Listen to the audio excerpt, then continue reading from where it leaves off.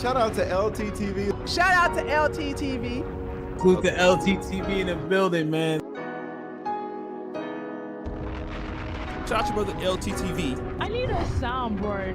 Shout out to LTTV. Nobody's LT, and I'm certainly not implying that.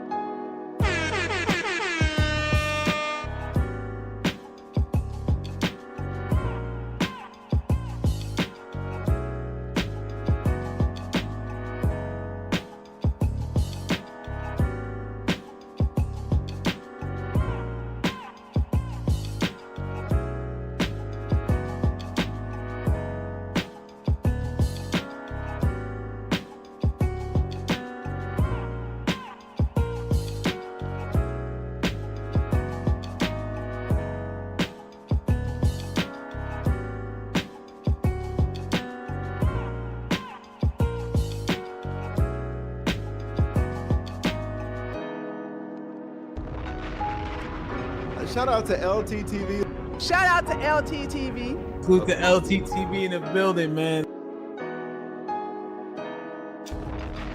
Shout out to brother LTTV. Shout out to LTTV. Nobody's LT, and I'm certainly not implying that. LT cooking your ass.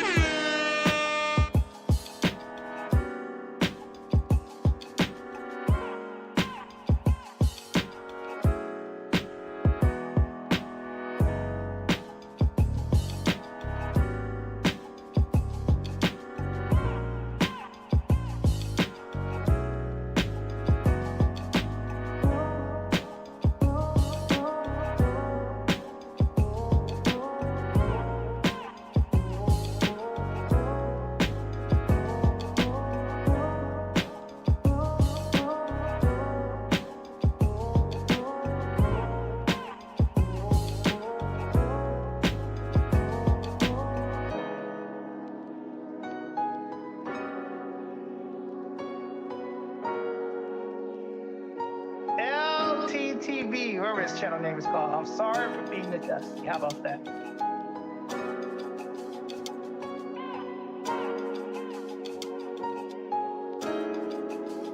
If y'all want to keep up with the news and just shit be going on, subscribe to LTTV. That nigga know everything about everything. I ain't gonna lie. I'm telling you, there's bots in this chat right now. Absolutely. Literal bots in this chat trying to disrupt what's going on. I'm always tired of hearing some homie sitting on a park bench outside the projects who wants to tell you the conspiracies. Oh, really? Really? Talking shit about Lord Jamar, you're so stupid. You got roasted and and all this dumb shit. Right. Thinking that I give a fuck. It's just like dumbass Lord Jamar when he's talking about the flat earth, but he's never been to fucking... Certain people have come out the woodwork. When they think that you're down, they now come out the woodwork. It hasn't been past 9th grade. Like, shut the fuck up. And think they're gonna pile on and try to add to some bullshit or whatever the case may be. And shout out to all of y'all that made videos about me. Really, Born? They told you, the government told you? They came to the pink houses and they told you what the fuck was wrong? Man, shut the fuck up. Yeah, they're the only one that got the email, right? Yeah, you the only one that know. The nigga with the fitted Yankee on. Shut the fuck up. I'm gonna say this, man. First of all, no one has sued anybody. I let the nigga know, yeah, you are using my image without my permission, but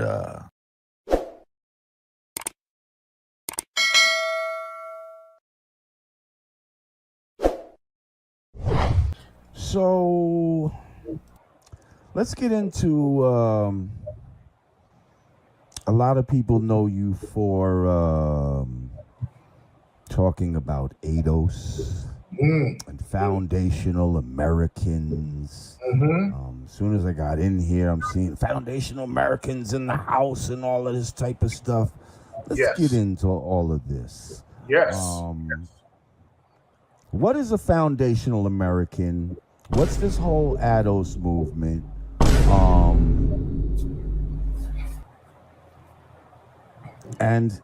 And how is this?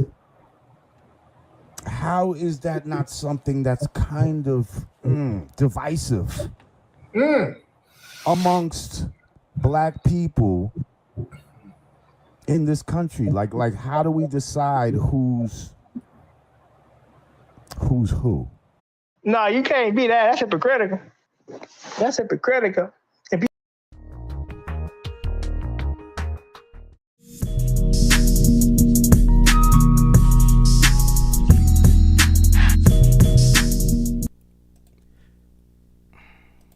Yeah, LTTV, Blunt Talk with LT, back at it with another video. Now, let's get into this one. Okay, so Lord Jamar has finally popped back out from the hiding. He was hiding. He was MIA since getting destroyed on that live stream and then rebutting with Flat Earth Dave and going outside, getting cooked by his chat. He's finally come back. But before we get into that, there's a lot going on here. People are sending me all sorts of crazy shit of conflicting statements that Lord Jamar has represented on his platform. And it's just baffling, y'all. But let's do this in order first. Let's get into the response right after this video. This is some old shit. The underlying mission of ADOS is really to try to split the black vote so Trump could get elected again. And he's brought up interesting points how white supremacist groups support ADOS. They're aligned with ADOS. You know, I'm gonna keep it a buck. Like, ever since I was hearing about this whole ADOS, from the minute I heard about it, it was like a division. Yeah. Amongst black people. Yeah. It was a division. It seemed like some sort of what? Now, I'm bringing this back for a reason. This is a short clip before we get into his current response. He is now representing the FBA as an FBA elite, being divisive himself, talking about Jamaicans didn't contribute to the beginning of hip hop. It's all foundational black Americans. He's doing a complete 180 from the switch that he did 4 or 5 years ago when he was just new to ADOS, and then when he was interviewing Tariq Nasheed about FBA, he had no idea what it was. He kept calling it foundational American, not even foundational black American. So he was new to this. This is crazy. Just like 8 years ago, he was shitting on flat earthers, and now he's a flat earther. It's just perplexing. Well, you're not American enough. Like, what's your lineage? We had a conversation about right, especially. We'll get back into that following this, but this is Lord Jamar popping up. He was MIA for a while following getting destroyed in that flat earth debate. He's still doubling down. This is the problem, y'all. He's doubling down. He still believes the earth is flat. There's no educating him. There's no informing him. He can't even prove his model works. It's bizarre, but he still believes the earth is flat. He doubles down. He says there's no lawsuit. He talks shit about Godfrey. Let's get into this chat. Hold on, let me move out of the way so y'all can see Lord Jamar in this reaction. This was during his live stream when he was basically debuting a track with Raheem. At bits and pieces during the stream, he spoke about various things in relation to the flat earth debate and things with Godfrey. Let's get into this. The times we live in right now, Right. the line between reality and artificial reality is being blurred every day. You don't even know what's real. Exactly. I'm telling you, there's bots in this chat right now. Absolutely. Literal bots in this chat trying to disrupt what's going on, talking shit about Lord Jamar, you're so stupid, you got roasted, and and all this. Now he's using something that is a real phenomenon, something that's really going on right now when it comes to these AI and the bots. There's literal bots engaging and folks having conversations. It's weird on platforms, but that's not what's going on in his chat. What's going on in his chat is he got his ass cooked. He got cooked. Adrian, you didn't go down like that, huh? He got cooked. people are just reminding him of the L, and they're laughing at him and they're trolling him. They're trolling him. Even I popped up into the chat at one point because I was like, this is sad, man. You're doubling down on the flat earth. And I had to drop this comment. Can we talk about crepuscular rays for a second? That's why I'm like, yo, can we talk about crepuscular rays, bro? Because I'm like, what do we do? Are you still on this? Folks are just trolling him right now. And he thinks it's all bots because he can't believe folks are still getting at him because he can't concede that he was wrong about this flat earth shit. And he's disrespecting Godfrey and throwing away a friendship over a lost debate. He even makes a terrible false equivalent. We're going to get into that in a second, chat. Dumb shit. Right. Thinking that I give a fuck what a Exactly. robot, what a sucker nigga. Like, anybody that I don't respect, whatever you have to say cannot affect me. Right. Whatsoever. And there's a handful of people that I respect. So try as you may. Try as you may. I love you because all you're doing is revealing yourself for who you really are. So keep it coming. Keep it coming. I love it. I love it. But at the end of the day, you're not doing anything. You're not hurting anyone. Right. And most of these people, I don't think that's the point. I think they're just trying to, I don't know if folks are trying to educate you or just laugh at you at this point. So I'm not even gonna, let's just go. people who are, going out of their way to be disrespectful, they're not our peers. A few of them are, but the majority of them aren't.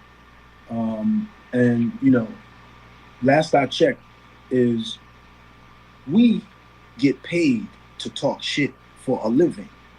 All right? We get paid to talk shit for a living. I'm getting rich. Yeah, podcasters, we get paid to talk shit for a living. Content creators get paid to talk shit for a living. That's what it is nowadays. Shout out to Lee with the $2 super chat. Lee says someone is recording Jay Rello now. Scott Ainsley. Now, what the hell does that have to do with anything, Lee? We don't care. Let me tell you something. We don't care.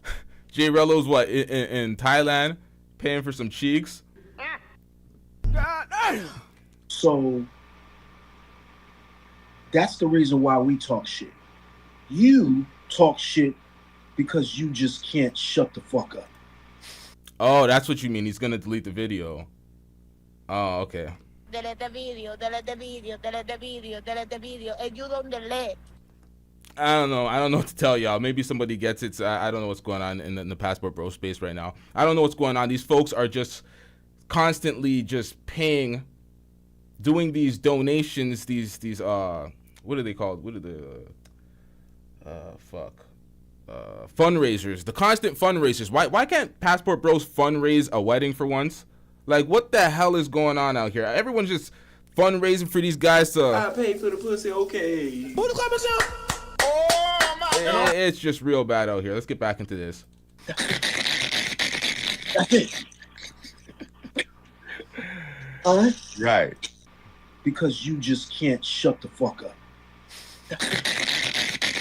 That's it. All right? Right. That's it. Oh, man. Hang on, man. We're going to play this joint again, man. Everybody, if you're just joining us, man, today is the premiere of the Elephant Remix featuring my guest right now. The chat was saying the elephant in the room is Professor Dave. Raheem from the motherfucking the pioneer Raheem. What's up with my mouse right now? Yeah. Furious 5, Rock and Roll Hall of Fame inductee and all of that. And we do it like. Okay, here we go. Now we get into the shit talk. Move this. We ain't listening to the music. Yeah. That's called Off My Square. Something I will never get caught off of again. But like I said earlier, I'm happy. I'm happy this happened. I'm happy that certain people have come out the woodwork. When they think that you're down, they now come out the woodwork and think they're gonna pile on and try to add to some bullshit or whatever the case may be. And shout out to all of y'all that made videos about me, talking shit about me. Oh, I love all of you. I love every single one of y'all. I appreciate you. I really do. You're the best. You're a victim. There we go, CSI. Yeah. Listen, I'm going to say this, man. First of all, no one has sued anybody. Okay. So that was some... Yeah, that was something that you implied, and that's something that Godfrey brought up, saying that you were suing him. So I was like, what the fuck is going on with this? So I reacted to that. But, hey, you put it out there, man. I don't know. Or y'all put that out there. You know. I let the nigga know, yeah, you are using my image without my permission, but... What? Wait, what? I let the nigga know, yeah, you are using my image without my permission, but no one sued him. No one threatened to sue him.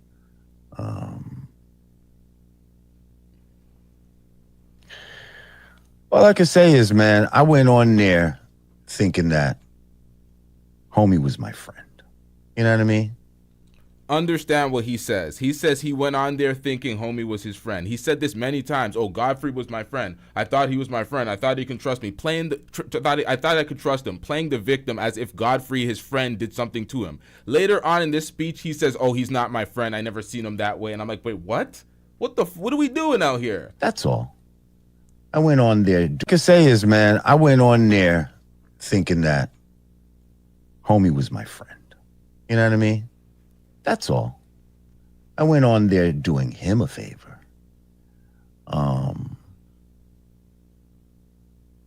I, as you know, seem to go viral every other week. I could say, whatever the fuck. And, it goes viral. I think this guy wanted some eyes, on his channel. He wanted to... Bro, he deleted the video. He deleted the video to save your ass, but he already had a deal with Professor Dave, and you just didn't want to be... you wanted to be unaccountable for the results of the debate. If you had won that, and you proved that the world was flat by some miracle... and you actually won the debate, you would want the video everywhere. You would want it widespread everywhere. You would not delete the video. You'd act like Godfrey's a hero, but it didn't go your way. So you want it hidden. He hid the video. He did everything for you. He even cut the debate short, cut Professor Dave off. Like, what are we doing out here, man? This is bad, man. To benefit off of whatever heat I had going on. The last time I was there, he had the most views, the most super chats, all of that type of shit. When I went on his show, Learn the rules. He had the most views, the most super chats, all of that type of shit. When I went on his show, the most views, the most super chats. How do you know how many super chats he does in relation to the appearances you do compared to the appearances that you're not on? Are you pocket watching out here? What type of filthy work is this? So he basically, tried to figure out a way to exploit that.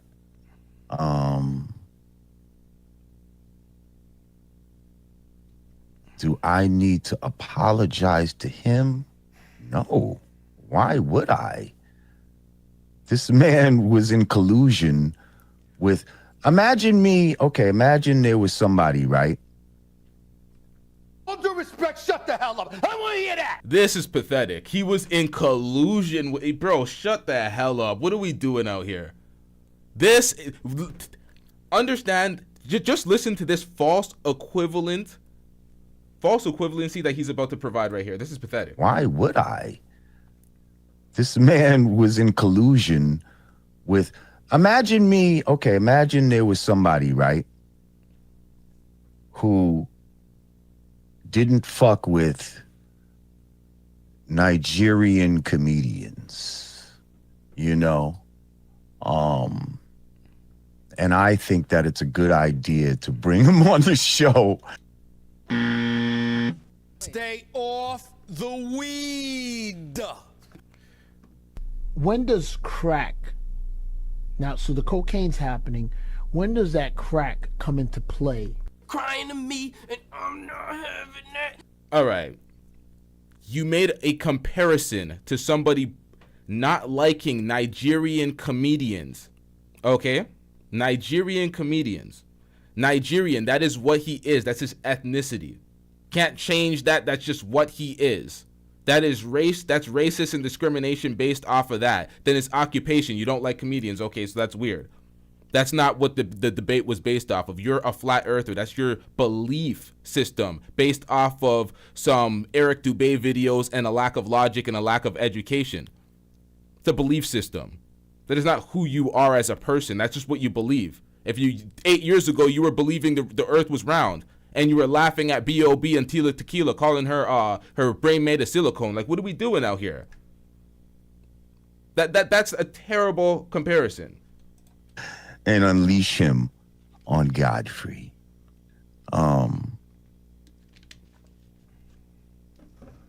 Who does shit like that? Like you agreed to a debate. This is more playing the victim. He thinks that everybody in his chats is telling him he's wrong just to troll him, talk shit to him, make him feel stupid. It's like, bro, you're wrong. Understand it. Stop swinging on facts. Like, this is pathetic. He set you up. You wanted to debate Neil deGrasse Tyson. He called you, asked you if you were up to this debate. You came. He paid for your toll. You knew this was what it was. You were like, this is pathetic, man. This is pathetic. Just hold the L and move on, bruh. Who does that to their friends? Like, he literally killed the release of his song with the remix, Elephant in the Room, because they're literally trying to go at Fat Joe for that FBA hip hop creation thing. Nobody cares about that anymore. Everybody's moved the fuck on. Except I'm thinking, well, I know this is gonna get mad views, so fuck it. You know? Listen, if being a scumbag to your friends is cool, then, if that's the way you win, then you're on your way, brother, to the top. You're on your way to the top. You can't make this shit up. You can't make this shit up. Is cool, then, if that's the way you win, then you're on your way, brother, to the top. You're on your way to the top. But again, I don't even fully blame him. I feel like it was Fat Boy, Dante Nero. I feel like Godfrey is somebody that's easily manipulated.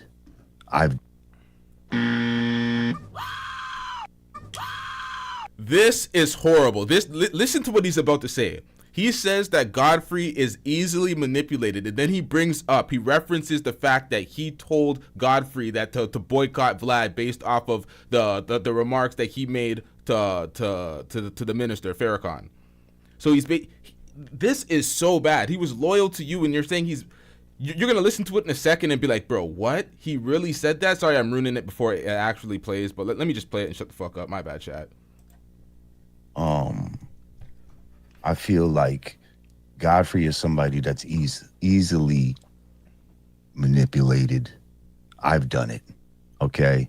First of all, let's tell the story of You're done. You done it to your friend?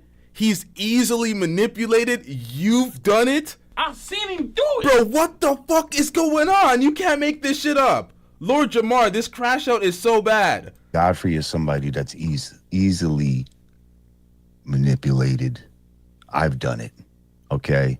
First of all, let's tell the story of since we want to tell private stories, let's tell the stories of how the Vlad protest actually happened. Okay. And this is word to my seeds. something that this guy doesn't have.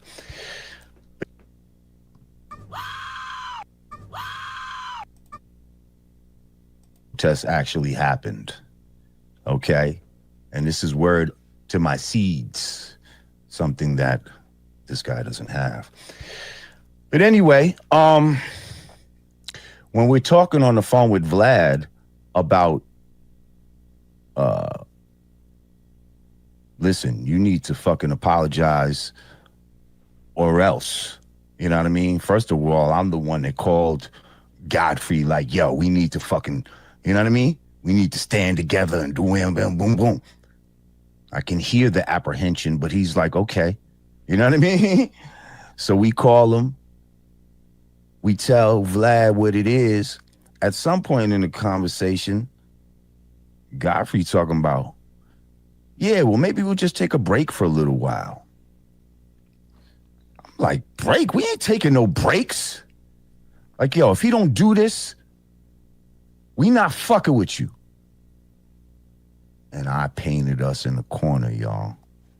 I did that. Not him.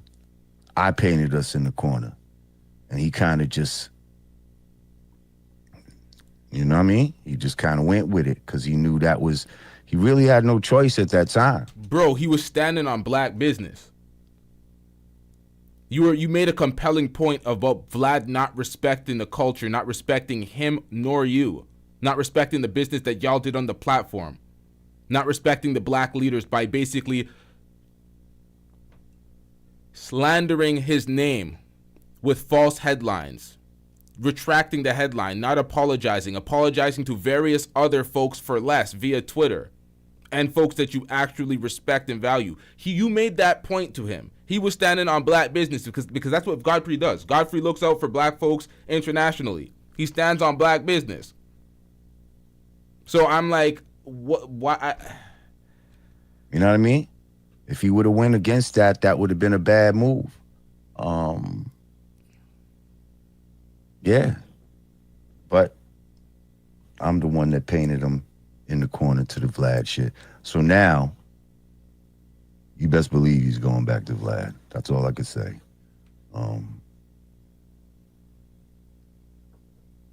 But listen, salute to you, sir. You mission accomplished. You did your thing, and yeah. See, people also mistake acquaintances and friends. I've seen him do it. Bro, I thought you cried and cried and cried about, oh, I thought he was my friend. I thought I could trust him. Crying to me, and I'm not having that. Literally 5 minutes ago in this reaction, I don't even know if it was a total of 5 minutes. It was probably less. You referred to him as your friend, and now you're like, oh, the acquaintances and friends. Like, come on, man. Your thing, and yeah. See, people also mistake acquaintances and friends. I'm not going to say that he was my friend like that. Again, when I asked him to take the joint down, I don't necessarily felt like he did it because of a friend. That was kind of, yeah. Clip it, nigga. I've seen him do it. That wasn't no friend shit. Because a friend wouldn't have handled the shit the way he handled it behind the scenes.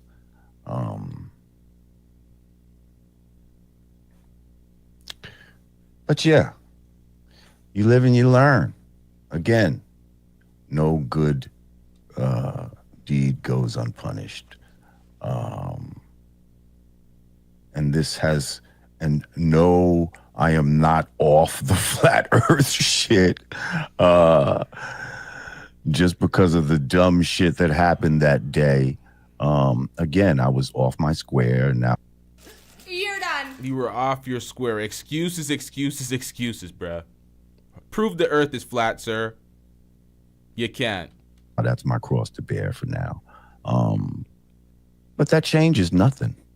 We still don't live on a fucking spinning ball. Nothing was proved that day other than, I didn't memorize certain technical terms, scientific terms. But yeah, no debate was lost. No debate even really happened. So yeah. But y'all can feel good about this one. You know, y'all can feel, yeah, that's right. Flat power, A1 Dizzy. Y'all can flat power. Whatever adrenaline rush this gives you, soak it in. Soak it in. Take it in. Love it. He said, what about them crepuscular rays? Yeah, what about them? Wait, what that's about those crepuscular rays? That's not my chat. I explain how those nah, that's somebody else, yeah. How they can exist from a sun that's 93 million miles away. We'll wait, Mr. Scientist. Can we talk about crepuscular rays for a second? Because listen, if y'all can prove to me that we're on a spinning ball, okay, non-scientific, because you want us to prove. So this is the problem. I said this the last episode. It's hard to win a debate with a smart person, an intelligent person, because they're going to be witty and they're going to come with facts and points that you're going to have to defeat. But you can do it. To win a debate with an idiot is impossible, because you can hit them dead to rights with the facts and they will still not understand, and it'll just be so damn bad. It's like, bruh, come on, man. What is wrong with you? You're a victim. Here we go, CSI. Jeez, do we see a weird disc shape like that's a thin disc shape shadow on the moon? Do we ever see that, or do we see a consistent globe shaped shadow on a moon when it's a hat with whatever type of moon? Unless it's like a full moon, then we don't see shadow. But you know what I'm talking about. Come on, man. Without science, basic instinct, because he wants to move like basic instinct. Just logic and perception, things you can see with your own eyes. Just look up at the moon. Look up at the moon. What type of shadow is casted from Earth on the moon? Is it some flat disc, or is it constantly a motherfucking ball, nigga? Like, come on, man. Without science, bruh. Without science, you're still hopeless. You're still hopeless. Without science, a flight from, Chile to Australia. You can't do it. You can't do it on your flat plane. It does not work. Hey, I'll go with it. I'm not married to this shit. But all signs show that they're lying. And I just want to say, right, the flat earth model is the dumbest model. It makes no sense. So many things fall apart. A lot of these brothers in the 5% nation, the nation of gods and earths and all of that, you know, it's ironic that we are supposed to be the ones in the small minority that have the truth. That we're not. You go get a damn job. Yeah. Like, this is bad, man. Take this guy off the internet. Lock his ass up. Get him the fuck out of here, man. LT checked him. LT said, like, come on, man. This is bad, man. You have hundreds of thousands of views, very profound speeches on this platform where people are like, yeah, he's killing it, facts. And you were spitting absolute rubbish for years, sir. For years. Necessarily be supposed to be the ones agreeing with the 85s because we're supposed to know better. Yeah, you're supposed to know better with that 9th grade education. Jesus Christ. The fact that many 5%ers are damn near like 85s when it comes to this. And I'm gonna say many, because not all, because there's many that actually do know the science. It's just funny. And now what's even funnier, right, is I see people, it's like history repeating itself. The same way they wanted to get rid of the Father Allah from the Nation of Islam. Oh yeah. they want to get rid of me from the nation of gods and earths. Same way they wanted to get rid of Malcolm. When he's No, you're comparing yourself to Malcolm? Hey, yo, come on, man. Nigga, you gotta go. The fuck is wrong with you? Oh, yeah. They want to get rid of me from the nation of gods and earths. Same way they wanted to get rid of Malcolm. Get him out of here. He's got no place in here. Get rid of him. Okay. What are you doing, sir? What the fuck is this? When he said things, yeah, they want to do the same to me. It's very, very ironic. Yo, remember the last one when he was there with Flat Earth Dave and he was making an excuse? He's like, yeah, that's what happened. He's like trying to convince himself. He's doing the same shit again. This is a repeat of 3 weeks ago before he went ghost. Come on, man. How people don't see these certain parallels. And we applaud the father for standing up and, thinking for himself and going against the grain inside the Nation of Islam, Yet a lot of these brothers are turning into the same thing that they thought was bad. It's very interesting. But again, I love no,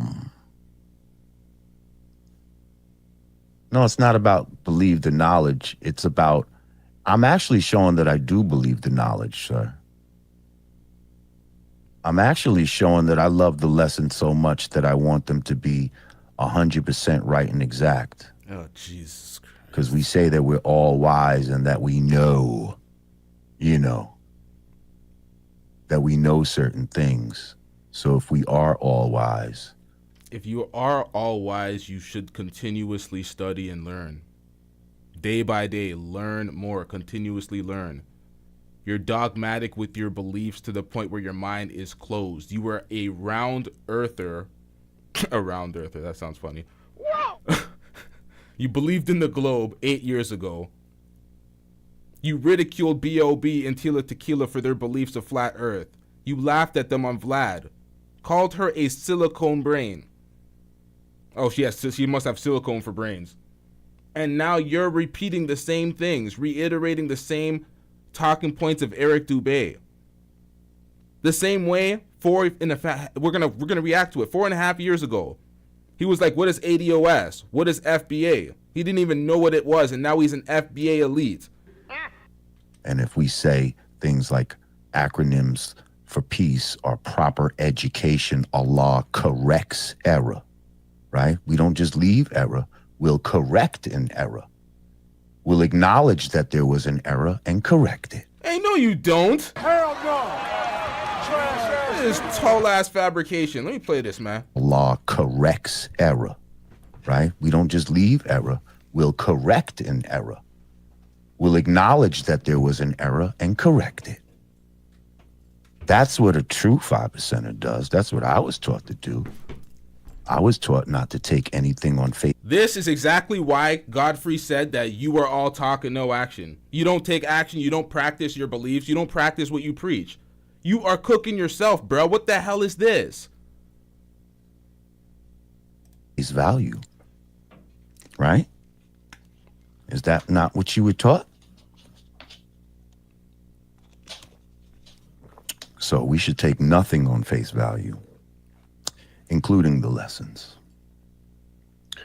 And unfortunately, sometimes we get caught up in dogma as opposed to...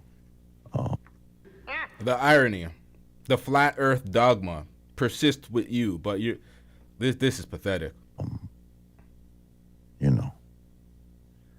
Actual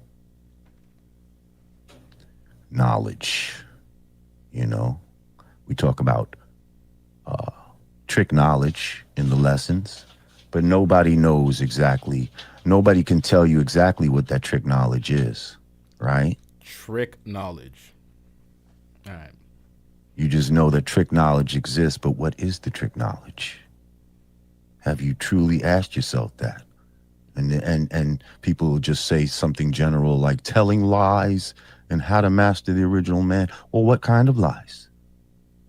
How are they mastering the original man? With what? What the With what techniques? Are they making him believe that he lives somewhere that he does? Like, what is the trick knowledge? Yeah. Answer that.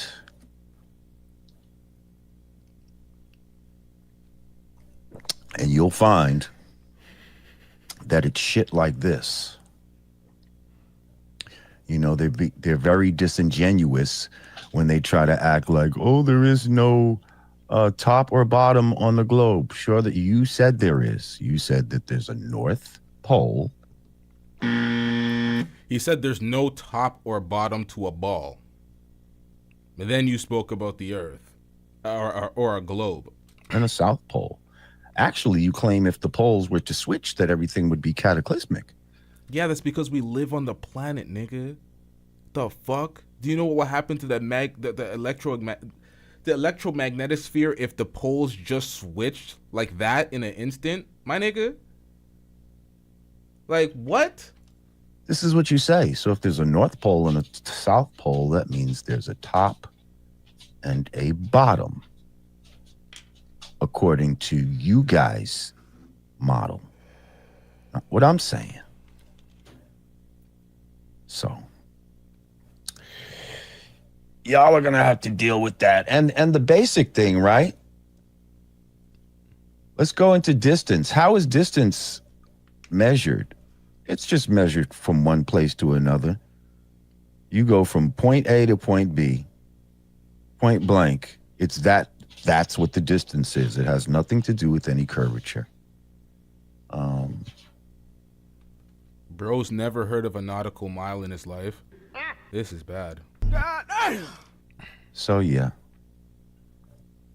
That's right, everybody. Just do your own research and stop thinking that, you know it all. But listen, I love y'all. I appreciate y'all for coming through today. Make sure you click that like button. I'm getting ready to start making some member-only videos. So if you like to join as a member, there'll be different, different levels that you can join. And yeah, some of them will even be talking one-on-one if you like. And we could talk about whatever you want.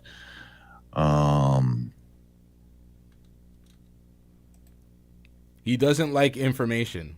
He doesn't like anything. He doesn't like markers. He doesn't like anything so we can understand or learn from anything. He doesn't understand how navigation works. He just doesn't understand anything.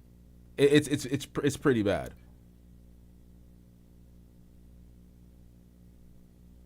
Right, exactly, Ellie. But yeah, listen, I appreciate y'all. Good, bad, indifference. Shout out to all the bots. Shout out to all. No, shut your bitch ass up and go apologize to Godfrey. Delete this video. Act like this shit never happened. Say you got laced. You said it one time. You blame Dante for doing it. Say some other motherfucker did it. Just make up a tall tale. You're used to that. Like, just run it back, man. Apologize. Like, this is bad, man. This is bad. All the, all the regulars, all the God Power family members, I appreciate y'all. Shout out to Raheem. Make sure y'all go stream that Elephant remix. And yeah, let's run that motherfucker up. I appreciate y'all. Should I go out? What song would y'all want me to go out with? I'm gonna play. Y'all want to hear the Elephant one more time?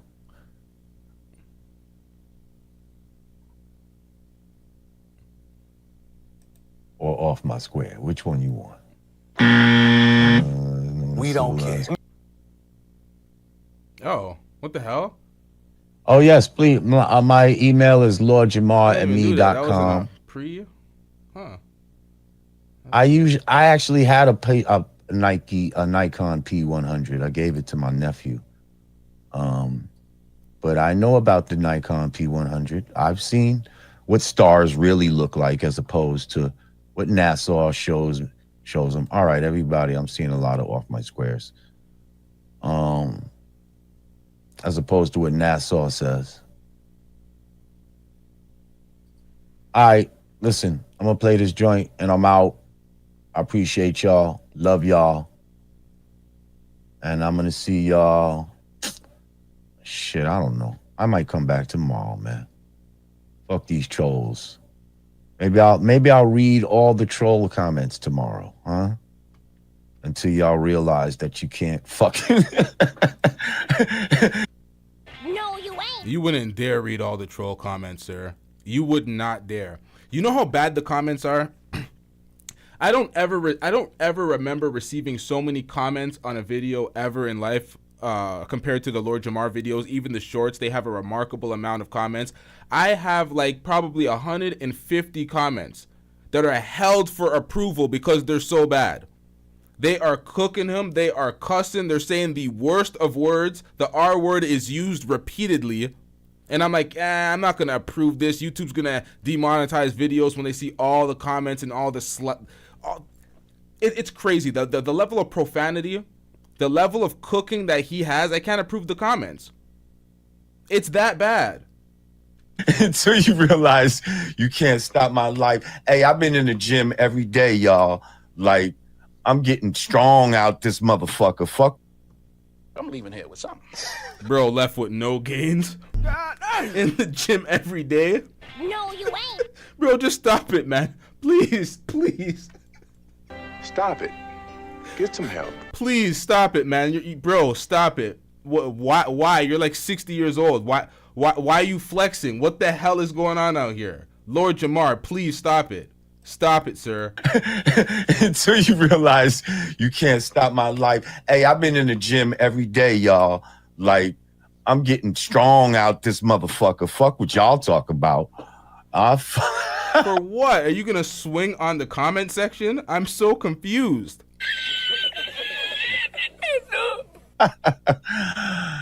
I'm ready to fucking take a head off right now. I don't know what the fuck you talking about.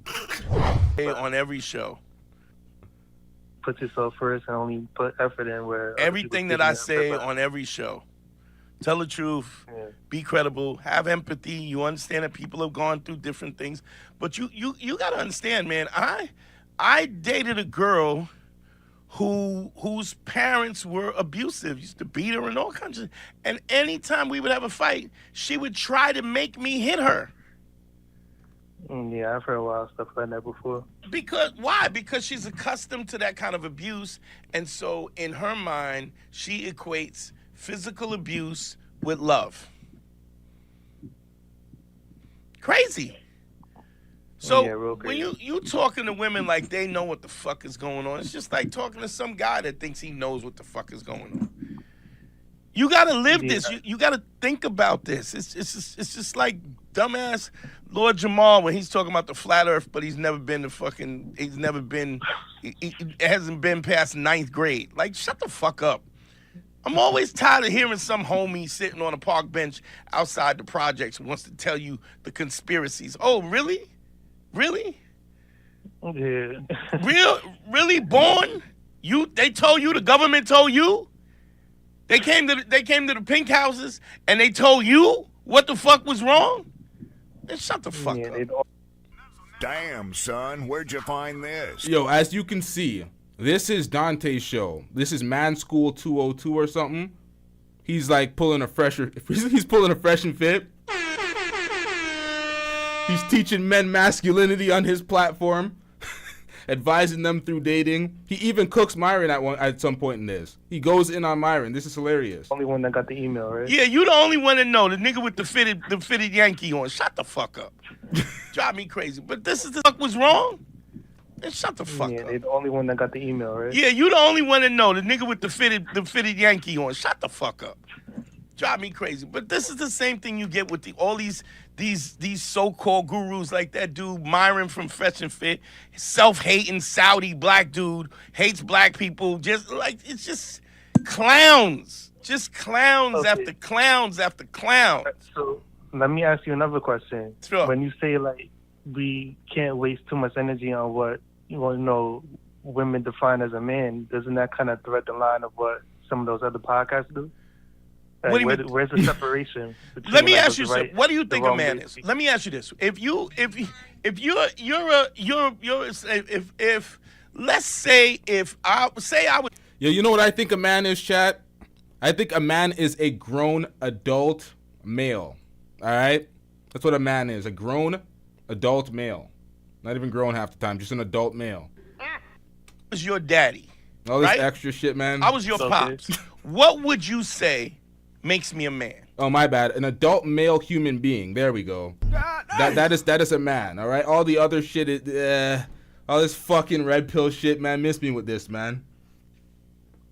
What would I say makes you? Yeah, a man? if I was your pops and you said, man, Dante's my pops, he's a good dude. What characteristics would you say make me a man? I mean, that is like a subjective idea. I get it's subjective. I'm asking you a question. What would make me, subjectively, what would make me a good dad? Now, make you a good dad. I thought you said what was a man. Well, I'm so fucking confused. Where is me from the past to cut this shit out? I swear I edited this out. How much more of this shit is in here? We got to get on to the next thing because there's a lot of contradictory statements that Lord Jamar made in the past that I stumbled across and I wanted to share with y'all. So what is this, chat? We'll react to this at another time. There's a whole bunch of this, and there's some compelling conversations that he has, being like one of them gurus, pulling a Donovan Sharp out here. Making your own decisions and standing on it and not. Which is what? What is that? folding to other Standing on my people's own demands. decisions is what? Like confidence. Keeping your word. Keeping your word. Keeping your word is what? Oh God. Keeping your word is credibility. Credibility. Okay, right. Okay. Credibility. Now, what else? Did I tell the truth, right? All right, chat. I'm sorry. We'll react to this at another time. Let's stay on topic with the pertinent information that we have to cover. Let's just fast forward some of this. We don't need this guy's teaching of this guy to be a man because these are all sad moments for me. It's always very sad moments when a grown-ass man needs to call another grown-ass man and ask him how to be a grown-ass man. It's not compelling compelling content to me. Whoa, I left a lot of this in. What the fuck was I doing? Hey, yo, come on, me. I didn't cut this down. Did he say something about Lord Jamar? Is this why I kept this in? This motherfucker who's lying in one hand and paying honey, playing sugar babies and on sugar baby. I think Myron was on sugar baby websites and all these clown ass niggas. All these motherfuckers going to Dominican Republic and paying for ass and. Oh, that's why I left this shit in. This guy was cooking Myron. He's cooking Passport Bros too. How does he know about that? Is this nigga subscribed? Is he watching LTTV? Is that what he's doing? If y'all want to keep up with the news and just shit be going on, subscribe to LTTV. That nigga know everything about everything. I ain't gonna lie. Whatever it's like, stop, man, stop. I look, I'm not judging because I'm saying get it how you could get it. It's not for me to judge that. But stop acting like you got this figured out. You feel me? Yeah. Because you're painting a picture that's not really going on in reality. Dog, you can check my credentials. Anybody tell you. You can check my credentials. Yeah, I hear you. I ain't never paid for no pussy. Never. Definitely. So, and that's including Patrice. Talked about how he paid for pussy in Brazil. I think when you look at most millionaires in this country, most successful people, you look at the percentage of them that went to college, it's probably about 95%. Yes, there's the entertainers and so forth, I mean, the athletes all have college educations if they went all 4 years. But when you look at, unless you take out the entertainers and the... Most professional athletes, well, at least I can't say most professional athletes, basketball players, you don't spend all 4 years in college, university, get your degree and graduate. That's not the journey for most basketball players. They're one and done. If you spend 4 years in college, university, your chances of getting drafted is significantly less because they look at you like you're playing that, like you're an older player, taking advantage of the time spent. If you're not really balling every year, they kind of write you off. They like the one and dones or the people that they can see that are a great talent from high school, all Americans. But YouTube celebrities or whatever else, you look at most people, whether they start their own company, whether they work for a corporation, the CEOs, whatever else, who are technically still working for people, but they're CEOs. They all went to college. When you look at like all the billionaires, all the black billionaires, damn near all of them went to college. Like, nah, man, you hear a lot of stories about billionaires that didn't go to fucking college. You have You know what people, I mean? yeah. he said outside of entertainers. Outside of entertainers, we don't really see that often. Yes, you have people who dropped out of school. They're already going to Harvard, but if you look at their background, they're already taking college-level courses in high school. Exactly. So technically, they had a college education already by the time they got there. Look, we can agree to disagree. My whole point is there's lots of ways to look at it. It could also mean if you know, let's just say reparations passed today, it could mean that everyone... Like the millionaires in my country, at least, in Canada, because there's a difference in education in Canada and America. If you go to a college, university are two different levels. They're interchangeable in America. They're two different levels in Canada. College is basic secondary, post-secondary education, and university is like the advanced. So when you're in high school and you're taking, there's applied courses and academic courses. If you're taking all academic courses with a high GPA, you'll get accepted into the good universities. But if you have if that's for academic courses, you have to take academic courses to get into university. If you have applied courses as your prerequisites, you are not getting into a prestigious university in Canada. So there's a lot of people that bypassed college and university that did really good in academic courses that ended up making millions of dollars in Canada, but they were taking academic courses and you could see the level of intelligence that they had from their high school. They foregone college and university. They didn't need it to build whatever the fuck they needed to build. And see, this is the thing. Lee, we're 50% tariff on Lee. 50% tariff on Lee. Lee, if you're hitting the super chat, you need at least $10 and up to speak now, because you see this? This is what your orange president's been doing. He's been threatening our sovereignty. That is the most disrespectful thing you can do to a nation and a country, and he plays with it. All because Trudeau doesn't want to up the budget in the defense. Trudeau is the most incompetent leader of all time, but he's trying to bully this nigga to up the defense, the budget in the military. He's trying to sweet talk China and Russia to spend less money on their military. Oh, we don't need to be spending all this money on this war and the arms. Trying to sweet talk the nations he's scared of. And oh, Canada, get up to 2%. We've been telling y'all for 7 years in these G7 meetings, get your spending up to 2%. I'm like, for what? Trump talking about he's protecting us from what? Y'all niggas? Y'all are the only threat to our border. We share the largest border on the planet. Y'all niggas, who we scared of, nigga? Who's crossing the Arctic Circle to come see Canada? Like, come on, man. Protection. We are the asylum. Y'all displace people globally. That's what y'all country does. Y'all war-riddled country displaces people globally. We have the asylum. We got refugees collecting $100,000 in nice hotels downtown while we're struggling out here in this this socialist economy. This is bad, y'all. We are taking in everybody because y'all displace people. The way Trump talks and the way he has the media spinning, and you have the Canadian media just riding his nuts, just saying all these things because they're scared of him, it's just pathetic, chat. It's pathetic, but let's get back into this. I'm not going to go on a tangent about politics. This is bad. I know a lot of people in America are celebrating Trump because he's deporting a lot of these motherfuckers and he's doing different things, but what he's doing to other countries and from outside looking in, a lot of countries, we're getting slapped with tariffs. It's not the same. Like, it's good for y'all, but for us, man, fuck that nigga. Who's got college loan could get it forgiven, or they could go and get a graduate degree for free. There's lots of different ways to look at it. A lot of things combined. Like, we're not going to just leave it at this. Lee, you said I have no say in the matter. There's a reason why I did not speak. Okay, let me stay on course, y'all. Let me say this and then wrap it up about the politics. We'll get back into what's going on here. Y'all were screaming at me like I had a say in the matter. I had no say in the matter. I had zero say in the matter. I can't vote in America. I'm Canadian. I'm in Canada. I'm not in America. There's no voting for me. I wasn't running a campaign for Kamala. I was not running a campaign for Trump. I have no say in the matter. That has nothing to do with me. And then when you're not American and you speak on politics, a lot of times you get your channel sniped because they'll look at you like you're trying to manipulate the election, or there's some election protocol shit that's in the guidelines that you have to be very careful of. So politics is very sticky on these platforms. But let's get back into this. College shit. No, which is why I said possibly. Yeah, Now, you have to understand, A-Lady 747, this shit affects me. Like it's affected me now. That's the thing. The thing about a lot of Americans is y'all just only see y'all country. Y'all have no idea what's going on in other countries and how y'all country affects other countries. Center of the world ass niggas. That combined with tax, combined with land, combined with a whole bunch of shit. Sure. That it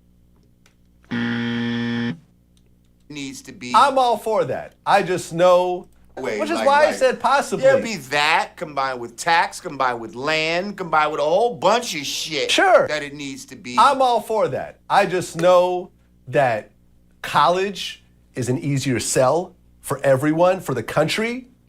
And if we want to have this passed in our lifetime, you focus it on college, you have more of a chance of it to go through. Now you could say, fuck it, I'll wait 200 years for this to be done right. Cool. You'll be dead by the time it happens. Maybe you're okay with that. That's cool. But in terms of our lifetime, I felt that college was probably the best overall choice because it's already happening. Georgetown University is already offering free tuition to the descendants of the slaves that they were involved in. A couple other schools are passing, like they're raising their tuition in order to give money back to, for slavery and so forth like that. Like, it's already happening. But my whole thing is, why on earth is Ados attacking me when I am on their side, essentially? It seems ridiculous. And now this Talib Kweli interview is not out yet, but according to him, because he's dealt with them, he's essentially an enemy to Ados, even though he is pro-reparations. He pointed out a couple of interesting things. Ados is two people. The founders of Ados is Antonio Moore and Yvette Carnell. There's pictures of Yvette wearing a MAGA hat. I think I heard about this. I've seen the picture. Yeah. They took the video down. Right. But there's a picture of her in a MAGA hat. And she's on some real anti-Mexican, immigration. Anti-immigrant. Ados is anti-immigrant because they feel somehow the immigrants are going to not allow them to get what it is that they want. Understand, chat, this was 4 or 5 years ago. This is 4 or 5 years ago. I'm talking about ADOS. It sounds like the same shit we hear from the FBA movement now with Tariq Nasheed. It sounds like the same shit. And it's the same shit that Lord Jamar represented. Lord Jamar was an FBA elite. Listen, no disrespect to anybody with FBA lineage. I don't even like using that because it's a new term. It's like you're African American, Black Americans. No, we're not trying to disrespect Black Americans. It's the online movement of finessing. That's what these ADOS, FBA, they're all grifts for these online weirdos to try to disrespect the community by selling them. You know what? Let's play this and I'll break it down because it's real bad. What? According to Talib, he feels that the underlying mission of Ados is really to try to split the black vote so Trump could get elected again. And he's brought up interesting points how white supremacist groups support Ados. They're aligned with Ados. This sounds like everything that's going on with the FBA, well, that went on with the FBA during this election cycle. When you had them talking about, they're tethers. They're not Black American. They're not FBA, they're tethers. And you have blacks attacking blacks on the base of they're not the same lineage. And it's like, bro, we were all taken from the same boats and dropped off at different ports and we were slaves in different countries. It's like, I don't even understand that. It's just... I'm going to keep it a buck. Ever since I was hearing about this whole Ados, from the minute I heard about it, it was like a division. Yeah. Amongst Black people. Yeah. It was a division. It seemed like some sort of, well, you're not American enough. Like, what's your lineage? We had a conversation about reparations and all this a while ago on the Godcast, and Ados came up, and you had some people. Well, I don't think Lord Jamar's Ados anyway, so he not gonna. Are you Ados? Here's the thing. On my father's side, no. Okay. You hear that? On his father's side, no, he's not an American. He's not he's not a descendant of slave. He's not an FBA. He says this 4 or 5 years ago, chest out. No, I'm not that. Not on my father's side. And he tries to hide it when he was going at Fat Joe talking about FBA created hip hop and blah blah blah. We are different based on our experiences. That's why we have ethnic differences based off of the past 400 years because of where we were dropped off. But the problem is with a lot of the FBA folks. And what they're doing now is they're literally denying, they're doing the biggest coon thing of all time. They're denying being black. And what I mean by that is they're denying the descent from Africa. They're saying we never came from Africa. We were here already. This is our indigenous land. They're the Native Indians. They're the Native Americans. It's like, bro, stop it, man. Personally, I feel like that brother needed help. Those folks that say that, they really need to get slapped in the face with an anthropology textbook. They really need to understand the planet because they don't. They think we probably live on a flat disc. Flat earth life, niggas. Like, I don't understand what's going on with some folks. They really need an education. They're pulling a Lord Jamar. They're doing the mental gymnastics. I call that trannyisms. When you just pretend you're something you're not and you say it and everybody else has to go along. How dare you tell me I'm not a woman? I'm a woman. You can't tell me. I could choose the gender I want to be. No disrespect to the LGBT community, but that's really what it is, what people are doing. I'm Native American. I'm not black. Me no black, me Native American. I was here. It's like, what? And they're doing it to try to divide for reparations. It's like, you're not getting reparations if you're Native American. They ripped y'all off. They disrespected. They took your fucking land. They left y'all on reserves and gave you tax exemption, but they give you the shittiest. Like, they disrespected the Native Americans. And what blacks are doing in America now, some of the FBA elites, talking about they're them. And I'm like, what, nigga? You're not them. It's disrespectful. It's disrespectful. We trace back to Guyana. Okay. So you're Caribbean then. South. You gotta stop saying this. You are mixing all kind of things together. That's not true. FBA's no. I'm specifically speaking to those people. I'm not saying all FBAs say this, Brina West. Y'all gotta stop doing this. Y'all really try to derail the points that I make. Not mixing anything. This is what those people. That's what I'm saying. A subsect of people. They're even in my comment section. Oh, I'm not from Africa. They're anti-African. They hate anything African.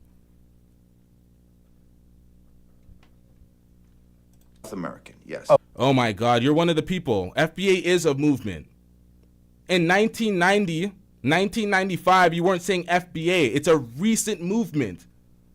It's a finesse. The FBA and the ADOS. See, this is not really the stream for it. I've been working on a comprehensive stream to break down the finesse that folks have been doing with this lineage shit.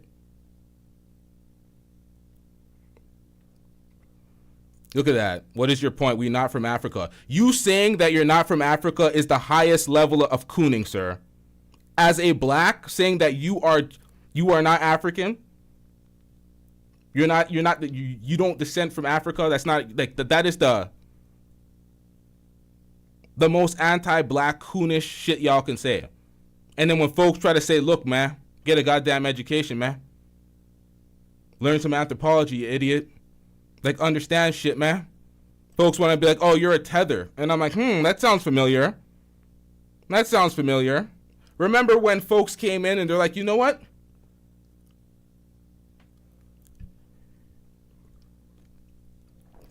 Folks were like, if I have to be transgender, you have to be cisgender.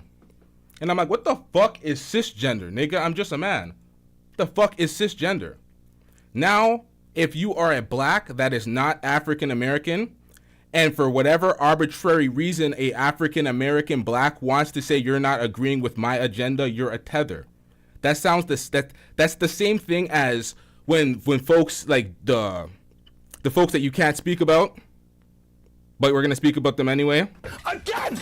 When Jews say something like it's anti-Semitic, like what the Jews, what Israel's doing to Palestine is genocide. If you say that, they're like, oh, that's anti-Semitic. They're just defending themselves. Blah blah blah blah. It's like, well, you went a little far, didn't you not? The ICC had an arrest for Benjamin Netanyahu as an international war criminal. Did you not know? Everybody knows that. And it was cited for genocide. But if you say that, you're anti-Semitic. It's like they just moved. They put you in a position where you can't say anything. It's just like, oh, you can't say anything. And that's where it becomes divisive. That's where they say you're being divisive. That's what it is. You're breaking down your core group as blacks. Oh, we're going to divide the blacks. Divide and conquer. No one says group and conquer. You don't group people together and conquer them. You divide them and conquer them. But folks just want to do it. Folks want to be a part of it because a lot of folks are very anti-African. And I start to realize that a lot of folks that fall into this shit are folks that are from the manosphere space. The same folks that complained, oh, the women bullied me. Black women bullied me. That's why I'm talking shit about them and complaining about them 24/7 on these panels. It's the same shit. Oh, Africans came to the country and they thought they were better than us and blah, blah, blah. And we dealt with that for years. So this calling them a tether is our get back. It's like, nigga, shut up, you hurt little bitches. Like, stop it, man. Really stop it. You're being divisive. Damn, man. Oh, Guyana's not It's Caribbean? a Caribbean. It's in South America, but it's considered Caribbean. Guyana. Okay. You're not gonna Are take you nothing. Ados? Here's the thing. On my father's side, no. Okay? We trace back to Guyana. Okay? So you're Caribbean then? South American, yes. Oh, You don't correct it when he says you're Caribbean. It's in Guyana is in South America. I'm half Guyanese as well. It's Caribbean. It's a Caribbean nation. We're part of CARICOM. We're one of the 4 founding countries in CARICOM, Guyana. It's a Caribbean nation. Caribbean culture. Stop it. The out of Africa theory is a belief system. Nigga, you guys are idiots. I'm convinced. I'm sorry, man. I'm sorry, chat. Y'all really need to take an anthropology course and understand certain things. The out of Africa, the oldest Homo sapien was found in Ethiopia. We're not all from Africa. The white folks were not all from Africa. White folks, Asian folks, that's not how it works. Homo sapiens moved out of Africa, mixed in with Denisovans, Neanderthals. And a lot of white people, there's still Neanderthal DNA. And Asian folks, there's still Denisovan DNA. The original human being, the original Homo sapien was black in Africa. The rest of the human existence did not start in Africa. There was humanoid species in various parts of the land. I don't know how folks don't know this. It's fucking frustrating. It's like, what the fuck is going on? What schools did y'all go to? Do not take anything that I say on this platform as my word or my opinion. You can go and verify these things as fucking facts. It's not my words. It's not my opinions. Guyana's not It's Caribbean? a Caribbean. It's in South America, but it's considered Caribbean in a way. Got it. It's one of the. No, the fuck it isn't, nigga. This is the problem. No, the fuck it isn't. This is like flat earth. Sometimes it's not okay to disagree when you're wrong and something is straight up a fact. It's not okay to disagree with 2 + 2 = 4. Do you not understand that? At some point, you guys got to get educated and be like, this is a baseline fact. We can have a discussion based on the fucking facts. You know, whenever I go South to American country. the West Indian Day Parade, I'm pretty sure I see Guyana Absolutely. Guyana You see flags Guyana flying flags in around. Yeah, South America. right. Just like you might see Honduras or something like, oh, but that's all in South America. Oh my God. Shut up, nigga. No, it ain't. Honduras is in Central America. This nigga just, he doesn't know. This is flat earthers, man. Flat earthers. West Indian Day Parade, I'm pretty sure I see Guyana flags flying around. In Yeah, South America. right. Just like you might see Honduras or something like, oh, but that's all in South America. So anyway, now my mother is adopted, so I don't know her. I still got to do some research on, you know what I mean? I actually discovered one side of her father. Now I got to trace where his family's from, but I did the trace on my father's side. So on that side, no, I'm not Ados. It's possible I'm on my mother's side I am. But see, again, that's some bullshit. Right, so according to Ados, you need to shut the fuck up. Or I might be hating on it because, well, I ain't gonna get nothing. Right. You know, if we did get reparations, I'm not gonna get nothing, so, you know, why would I care? So I might be hating on it because, well, I ain't gonna get nothing. Right. You know, if we did get reparations, I'm not gonna get nothing, so, you know, why would I care? Some shit like that. Here's the thing. Even if I did not get nothing, if I wasn't to get anything personally, I still would want to see my people as a whole, okay, get something. Yes. So that shit is out the window. My thing is, there was a lot of suffering done by all of us at different times in America. I don't give a fuck if you got to America 5 years ago, from whatever fucking country, if you black, you're gonna suffer some bullshit. Now, this is what I hate about the ADOS FBA movement that became so divisive online. Listen, nobody's here to disrespect one's lineage. We understand that you have different lineage, you have a collective existence, an ethnic group that you guys cultivated in America as African Americans. Nobody will ever disrespect that. We love African Americans. The African American culture is a part of Toronto culture. It's a part of Canadian culture. Like, we embrace it. We're all, that's the thing. We don't separate. We love all black cultures. The thing that happens is everybody is playing this dumbass game where we're like fighting each other for scraps from the white man that folks may never receive. It's, oh, you're gonna discriminate and be like, you gotta stay over there, you're not getting any of my reparations. So let me gatekeep the white man's wealth so I can get some of this shit myself. That's what it turned into. Oh, you're a tether babble. We don't want to hear your opinion. I don't care if you've been discriminated here for the past 30 years. Your family's not originally from here. We don't care that you were affected by redlining. We don't care that your family's been affected by Jim Crow. We don't give a fuck about none of that. You were picking sugar in Guyana, you tether. You were not picking cotton with us in America. That's what... You can't say that's not what it's about when that's all we witness and that's all we combat online. If it's about legislation, then we would not be interacting with idiots grifting online, finessing folks for super chats based on FBA lineage. Oh, I'm standing up for my people in this chat section. Let me get more bread. Let me disrespect Jamaicans. Let me disrespect the cultural influences that we share as we progress as black people. Let me shit on that. Just be like, oh, it's all us. Let me take all the credit so we can get these super chats. Let me grift. This nigga didn't believe in this shit 4 or 5 years ago. He sees it's a lane now and all of a sudden he's an FBA elite. Shitting on Guyanese, shitting on Jamaicans. Well, not shitting on Guyanese because he is Guyanese, but you're shitting on Jamaicans. Did y'all not hear the song Elephant in the Room? I don't think y'all understand. Y'all didn't even hear the song. That is specifically tailored to this American experience. But then he goes and comments on my Godfrey interview and just, oh yeah, Godfrey's a Nigerian immigrant. He should not be speaking about it. I said, hey, Antonio, if you want to, instead of commenting on all my videos. Right, just come on. Just come on. I said it publicly. You know what the response to that was? Zero. Nothing. Right. This is the whole, what's really the underlying point? I'm down to discuss it with him in person. Right. I could defend my point. Just like you're down to discuss it with me in person. Like that's why it's like... What are you really doing I here? need to come here sometime so we can really... So motherfuckers can see like I'm... Crying to me and I'm not having that.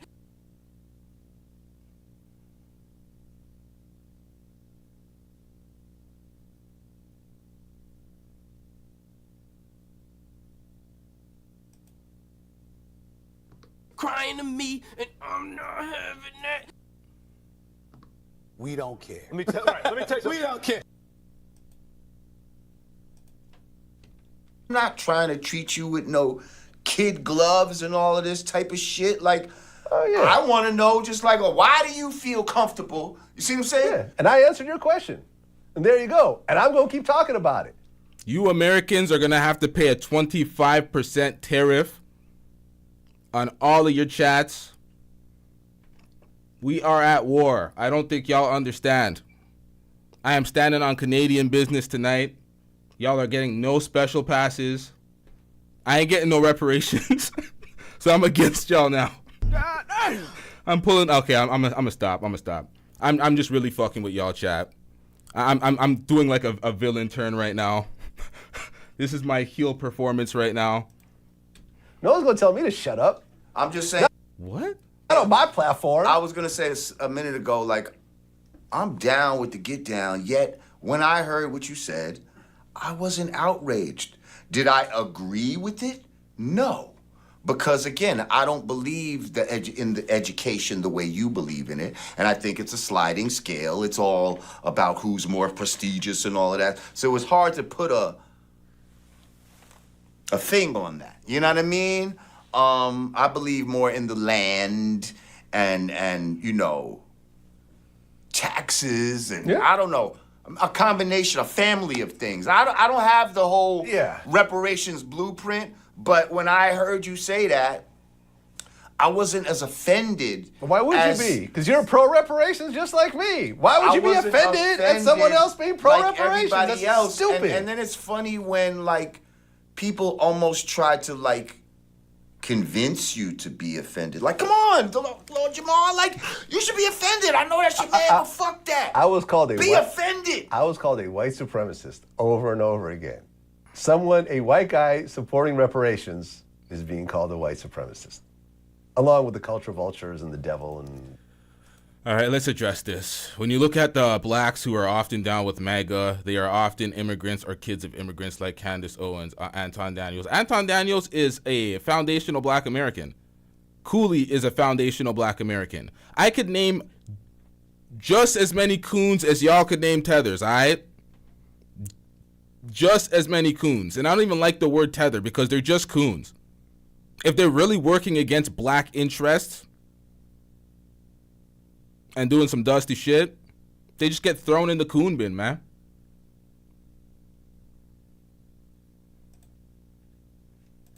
Evil and whatever else. And no black entertainer needs to ever go on my platform and cancel Vlad TV and blah, blah, blah, blah, blah, blah, over and over again. All this bullshit that I can care less about. I think that the ultimate underlying goal of ADOS is not reparations. Oh, and can I also say, I'm a descendant of kings and queens. I'm a descendant of gods and goddesses. I'm not a descendant of slaves. Yeah. You know what I mean? Because that's not where it starts. Don't even... Yeah. Me and Talib talked about this. So I don't necessarily like that moniker, descendants of slaves. Because that's not where your history Because starts. that's almost putting a title upon yourself subconsciously. Yeah, like a ceiling in a way. Well, you start out as a slave, so don't expect to get too far. Right. And there's no, come from kings and queens. That's all I'm saying. Like, the reason why, y'all have to understand, there's a reason why I dislike the word tether so much. Not because it hurts my feelings or anything, because I don't give a fuck about words. The reason why I hate the word tether, because it's such a divisive term, because only folks that are not African American can be called a tether, and it doesn't matter how much of a coon you are as an African American, you can't ever be called a tether. So it's a discriminatory term used from blacks to blacks. It's like a black class system where it puts African American blacks on the highest totem pole and it puts the rest of the blacks beneath because you're able to just disparage you with that term. So you can be a broke ass, bum ass, no good ass nigga and use that term. The same way a trailer park trash white person could feel superior to a black person by just uttering the word nigger. Oh, you nigger. I'm better than you nigger. It's like, it's the same type of shit. It comes from that same type of elitist bullshit, and it's just like, yikes. We're doing that to each other now, based off of a few folks that wanted to take leadership over lineage, wanted to make a grift out of your lineage. It's a slap in the face to you, your ancestors, and the lack of reparations.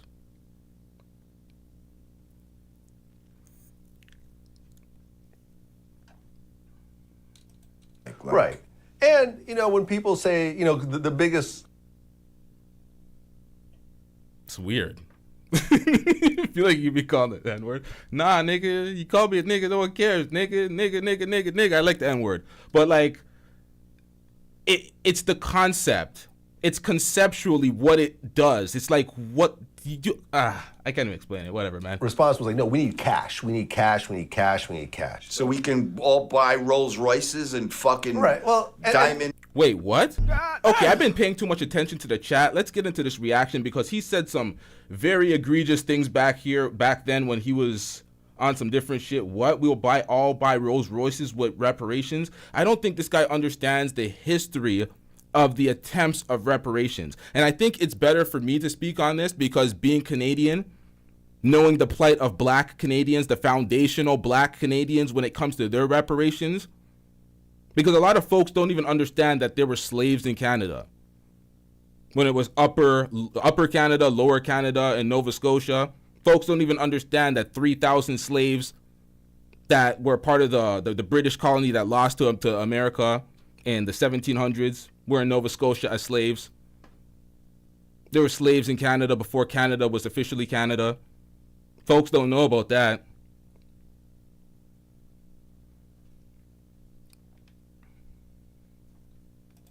Fucking chains. And here's why I have an issue with that, is that,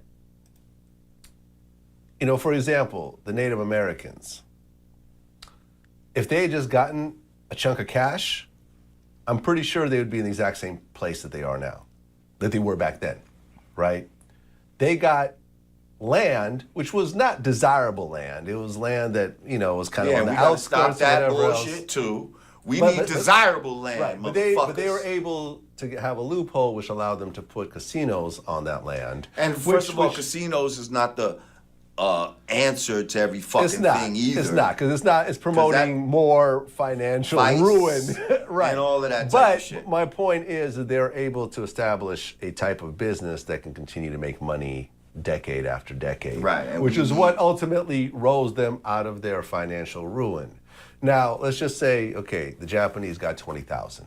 So let's just say you turn around and say, okay, now, the Japanese in Canada, they got $300 million in reparations. The Japanese. Give me 1 second, chat. Let me play this and get back to that. $20,000, $1945, let's just say that's $100,000 now. You give every black person in America, who's a descendant of a slave, $100,000. Do you think that 20 years from now, that money is still going to be creating wealth for that group of people? Or would that benefit that generation on a very short-term basis and then put everyone in the same place over again? Because I believe the latter. Yeah, because I'll tell you, motherfuckers are gonna be tricking off. Right. Okay, so that was Lord Jamar in the past speaking against reparations, thinking niggas will be tricking off, buying Rolls Royces and Rolexes. Vlad said pretty much the same thing. The money will be gone in a generation. It won't actually influence generational wealth. And it's like, damn, man, that's what y'all are saying about this is bad. So everybody can get reparations. Everybody can get some sort of reprieve for their atrocities. But black folks just have to get treated like shit perpetually for centuries upon centuries. Yeah. In 1988, the Canadian government offered an apology and a $300 million reparation package for Japanese Canadians who were interned during the Second World War. In 2008, the government established a $10 million fund for reparation for the internment of Ukrainian Canadians who experienced wartime internment. So the money's there. The money, they make the money. They find ways to give the money. Lord Jamar, did you hear about Jamaica? What's your thoughts on that? What happened in Jamaica? Jamaica is now demanding reparations. Good. Okay. From Britain. Okay. I think they're asking for I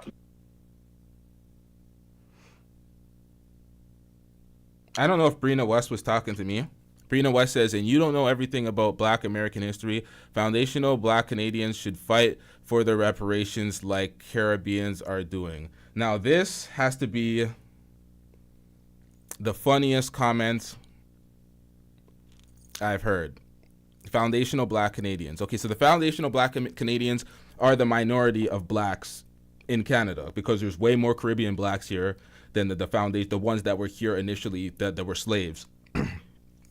So, Foundational Black Canadians, this is why Brina West. Foundational Black Canadians have been fighting for the reparations from day one. From the second that they were free from slavery, they fought for reparations. In Nova Scotia, they built up a town on some prime. They got some nice real estate. They got some nice places in Nova Scotia. They named it Africville. What the government did to displace these folks that were thriving on their own after they did not get any reparations. Okay, no, I'm skipping shit. Okay, so this is what happened. I can't believe I skipped this. They staged the largest go back to Africa movement in the history of our nation. And they said, fuck this shit, I'm out. And some folks actually left. They went back to their native country in Africa. The amount of work that they did for the economy in the city that they were in was causing the government stress and headache. They're like, you can't have all these blacks just up and leave the economy when they're workers. It's just leaving us displaced. We're just losing thousands of workers. They offered them plots of land in Africville, so they built up their own land. They were not able to own any of the land that they actually owned. So they didn't get the title to their homes. So they're paying for these properties. They're owning these homes. They built up a nice city. They built infrastructure, hospitals, everything. This sounds like Tulsa all over again, or like Black Wall Street all over again. But they built up everything. The white folks, or I'm saying the white folks, the government, the Canadian government displaced these people purposely by building all sorts of power plants, railways, all sorts of things through their city to fuck up their city. In 2017, after fighting for years and generations upon generations, these folks, their form of reparation for that land was ownership of the properties that they've already owned for generations and their families owned. They've been fighting to stay in the place, and they were constantly displaced. So they're fighting for generations upon generations for nothing. For the government to constantly buck back, make excuses, displace them. When they're successful in building up, the government's giving them the middle finger, and their reparations is, you could own the title to your land and the property that you have, but you're also paying property tax to the government. Nothing special. Nothing special. So they fought the entire time for what? A high five? 75 million pounds. And there's talk between, the discussion is now leading between ADOS saying that if you guys have the blueprint to successfully get it done, share it with us. And we over here in America, if we get reparations, we'll successfully share the blueprint with you guys.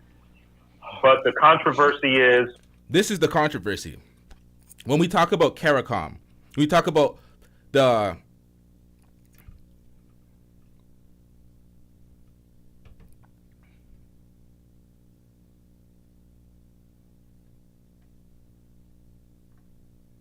I'm sorry.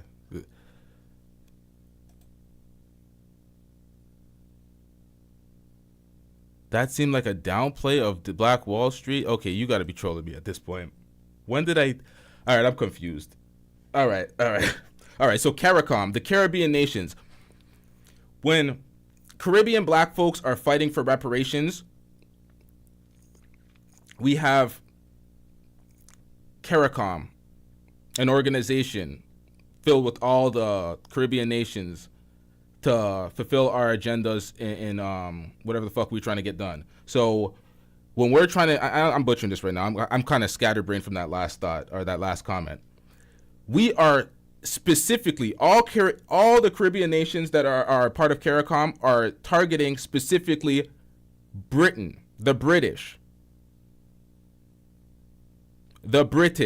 for reparations, because the British is who brought all the black folks to the Caribbean, and we were colonized and we were colonies of Britain before freedom for even Guyana.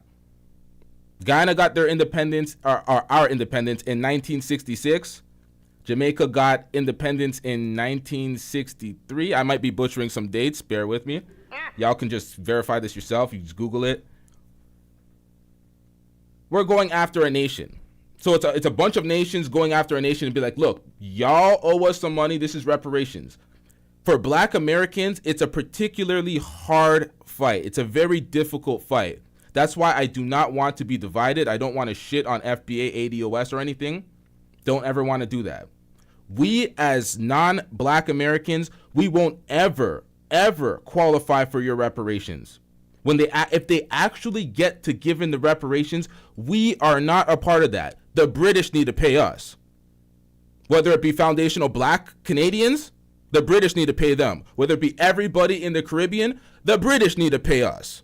It's all on the British. So we're looking at the UK. We're not looking at anything America. And if they are, and they're in America, and they're looking at the wrong people. The people that y'all call tethers, they're looking at the wrong folks. They're not getting any of that reparations. Y'all don't even have to worry about them. If they're not helping you, great. They're not getting anything. It's just help. If they're helping y'all, accept the help, because it's better to have a community base of blacks. That's why in Nova Scotia, for them to even have Afriqueville, they had to leverage their homeland. Because the Africans knew where they were from, they were able to leverage their homeland and be like, yo, we're out. We're going back to wherever. There was in Lower Canada, which is Ontario now, there was a black man from Senegal. He got acres of land in reparations. He's one of the few. He sued the government himself. He leveraged going back to Senegal. I have to pull up that story because that was an interesting story. I was like, what the fuck? This actually happened? But it's going to be with the government of your country. That's why it's going to be very hard for Americans to get their reparations, because they keep trying to push the date further and further and further. And the further you get away, the harder it becomes to track lineage of both parents. The more people become delinquent and have babies and don't know who the father is and can't trace lineage for both, that they're banking on stuff like that. So it gets very murky. Like, I'm all here for Americans black Americans fighting for reparations, but I think folks have to be a little more serious. Like Kendrick Lamar alluded to it in his Super Bowl performance. He had some great messaging about it, but I'm gonna need niggas to just straight up go out on a platform and say, we're fighting for reparations. We gotta get this shit in legislation and get some things actually moving, because we're just talking about it in the media and it's not doing anything. Let's get back to this, chat. I've been very distracted. There's a lot of talking today. I've been offline for a while, so bear with me, chat. This has not been the best reaction. I've been talking most of the reaction, but this is a podcast at the end of the day. I should have grace to talk on my own platform. All right, chat, let's get back into it. There are many in America that feel like that Jamaica doesn't deserve reparations because. All right, man. Y'all just want to be distractions today. Not just the British, the Portuguese. Hence the word Negro, but carry on your point. No, the Portuguese were the first folks to grab the slaves. They're the first to start the slave trade. The Portuguese. The first, but they have nothing to do with the Caribbean.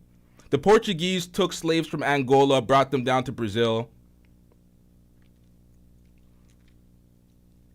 They had their little thing going on Cape Verde. It's easy to tell where you're from, and it's easy to coordinate which African nation you were from based on the colonizers, because they left it very, very obvious. Very obvious. Like they colonized the countries that they took their slaves from. When you look at Northern Africa and you look at the French-speaking countries, and it's like, okay, where did the French slaves come from? It's like, isn't it obvious? The Spanish-speaking countries, the English-speaking countries, it's all in coordination. That's why when we look at the Caribbean, we all speak in English, and there's all the British colonies that brought us here, and we're all looking to the British for reparations. But let's get back into this, man. We're not. Why not? Well, they were saying that Jamaica has already made a lot of money based upon their government selling out their property and businesses and stuff like that. That So don't what's matter. wrong? Yeah, it doesn't matter. So White people trying to made skim money. over what they owe. Black people have made money since we've been here. That still doesn't matter what the fuck you did back then. That doesn't address The damage you've fucking- done. Yeah, the damage that you did from back then. Now, the UK, England in specific, this is why Jamaica's out for the British right now. Because the British, they take in a lot of Jamaicans. There's a lot of Jamaicans in the UK. But the British government, not even the British government, British companies have a monopoly on the resorts in Jamaica. The resorts, the tourism industry is their top grossing sector. And the British have a monopoly and they own all the resorts. So what the hell does that do for the GDP of Jamaica? What does that do for the citizens of Jamaica? What is for their actual take home? What are they seeing? What influence is that to build their country? You guys are taking all the wealth still. You're still extracting the wealth. So, a country like Guyana, where it was very poor for years, the British didn't see like any wealth or anything to extract, anything to really take advantage of. So they left them in poverty for years. Guyana was not the same place it is now 30, 40 years ago. It's much more developed now. They found their oil fields. We're building in Guyana. I'm saying we, but I'm in Canada. But my family, us Guyanese, it's going up because, like, yeah, they're still fighting for reparations, but they're in a better position based on the oil that they found. The second they found oil, here comes Venezuela's broke ass trying to annex parts of Guyana. It's like, this is how geopolitics work. Everybody's just out for their own nation. But let's get back into this. Yeah, that still billions affects us now. I Like, think- you know how much poverty's in Jamaica right now? Well, Like, they're researching if there was indemnification. They're researching if there was indemnification. Correct. What kind of indemnification would there be? Well, with the IMF, if they have made an agreement with the IMF and being in so much debt that the country, so say Great Britain, they would not be held responsible anymore for their behavior from the past or the present based upon the debt that Jamaica may have collected. So that's the talks now where they're looking at all the different variables to see if they would be disqualified from receiving. Of course they are. Reparations. See, it's funny because I just saw pay. A video of a white dude in England discussing. He wasn't saying Jamaica specifically. I saw that. He was talking about, if we should give our, reparations. And I'm saying, like, he basically tried to say, yo, we both lost people on both sides. Like this motherfucker tried to act like society benefited and all this kind of shit. And he doesn't believe that reparations should be, given and again, they try to put white people in it to where, the white man almost was acting like, well, shit, maybe I should get reparations. Like what? Yeah. Like what? Cognitive dissonance again. We lost people on both sides. I mean, Another talking point. Another talking point was when African Americans and blacks were demanding reparations.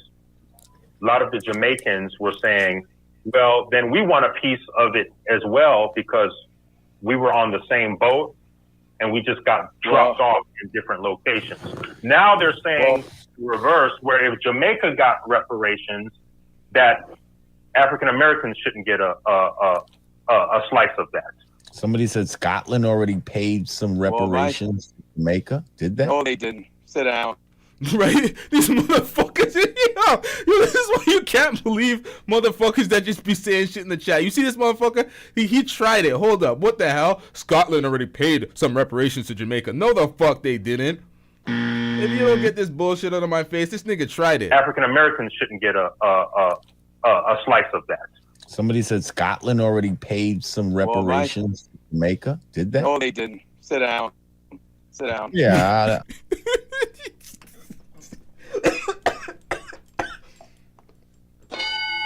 Yeah, that's right, Bruno West. White slave owners got reparations. Even the French got reparations from Haiti because they couldn't successfully colonize them. They got kicked out in their occupation. They were occupying Haiti. They got booted the fuck out, and they forced Haiti to pay them reparations. It's like, what the fuck is that, man? What the hell was that? Listen. People ain't just pulling things out First their of all, ass. I think that Caribbeans, first of all, they need to recognize African Oh, Americans. and this, yeah. Quit My bad. I'm not American centric, so I forgot about this. But yeah, that also too. them. Quit thinking they're better than them. Now that African Americans might get money, not everybody wants to be. First of all, they need to recognize African Americans. Quit dogging them. Quit thinking they're better than them. Now that African Americans might get money, not everybody wants to be black now. Hey, can we get these likes up, chat? Let me get these goddamn likes up. These likes are putrid, chat. Let's get these likes up. Please. As much as Caribbeans and Africans shit on African Americans, now you want to come together because there might be a chance African Americans might get their goddamn money. And then all of a sudden Dominicans are going to claim their blackness. You know what I mean? Because African Americans get the brunt of everybody's hatred, which doesn't make sense because Africans, Caribbeans, have all been discriminated against and been treated like shit. So if African Americans get their piece, you get yours second. You can't get the same stuff as African Americans. Sorry, because you have not helped out African Americans. You know, this is I realize on the internet you hear way more like when you travel as a black person and you go to different African nations, it's always love. It's always loving. It's always embracing. Even in my city, going from different workplaces, different jobs, different venues, just meeting different black people, we're always embracing and working together. So it's just, the internet's just very weird. There's a lot of hate on the internet, and African Americans do get a lot of hate on the internet. I definitely do see it. A lot of it is because they're American. It's just that simple. A lot of people hate Americans. They hate on Americans. The American way is just like they think there's this main character syndrome with Americans. So folks just hate. It's not even about them being black American. It's about them being specifically American. And a lot of, I would say this as an outsider. As an outsider, we don't see America as a great black land. That's why when FBAs are like putting up the American flag like it's one of our flags, like no disrespect, America, but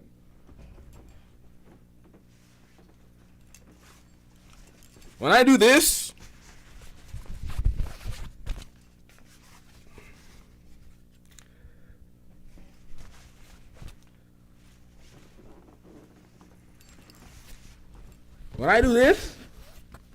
I could feel pride in my nation. See, I don't have a Canadian flag. I'm Canadian. I'm born in Canada. Born downtown Toronto in Canada. I don't have a Canadian flag right now. I should probably get one. I should be more patriotic. I don't want to be the 51st state. But you feel there's more pride in your black nation, knowing it's a black nation, and they're not leaving you to be the underclass pieces of shit, constantly getting gunned down by police, getting discriminated against, getting treated like second-class citizens, still fighting for reparations in 2025.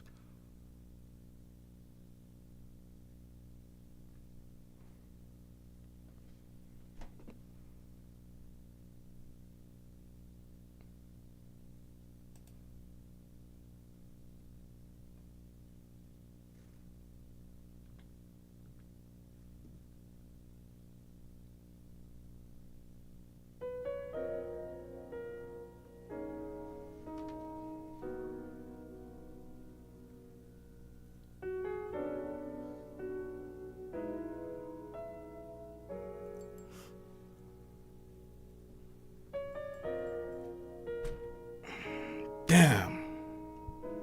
He got me there. Damn.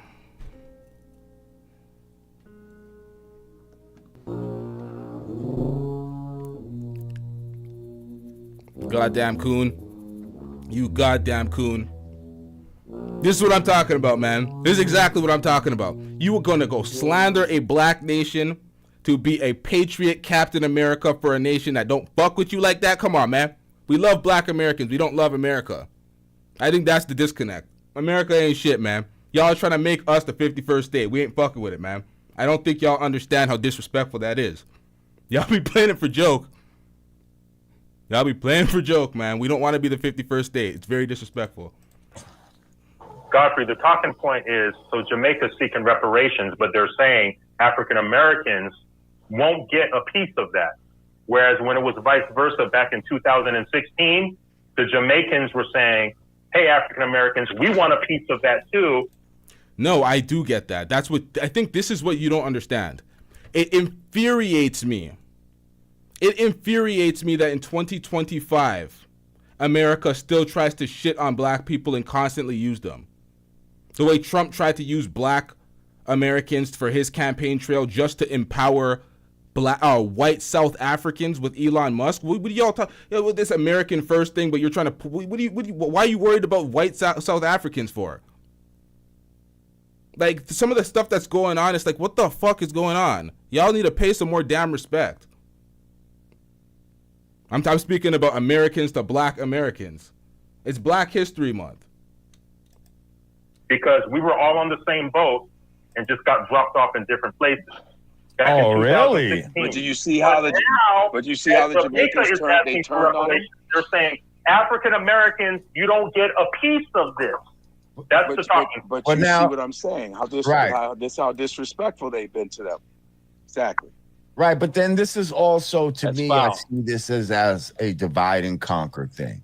So now I'm supposed to get oh, word? That's what the Jamaicans are saying? Well, then fuck that. You know, if they don't, they trying to keep it, then we're going to keep our shit to ourselves. See, that's the type of attitude that they want to inspire by having these fucking conversations right now, so that we'll be fucking mad at the Jamaicans and Jamaicans will be mad at us. Mm-hmm. And, you know, the fuck out of here. First of all, none of y'all motherfuckers are getting reparations.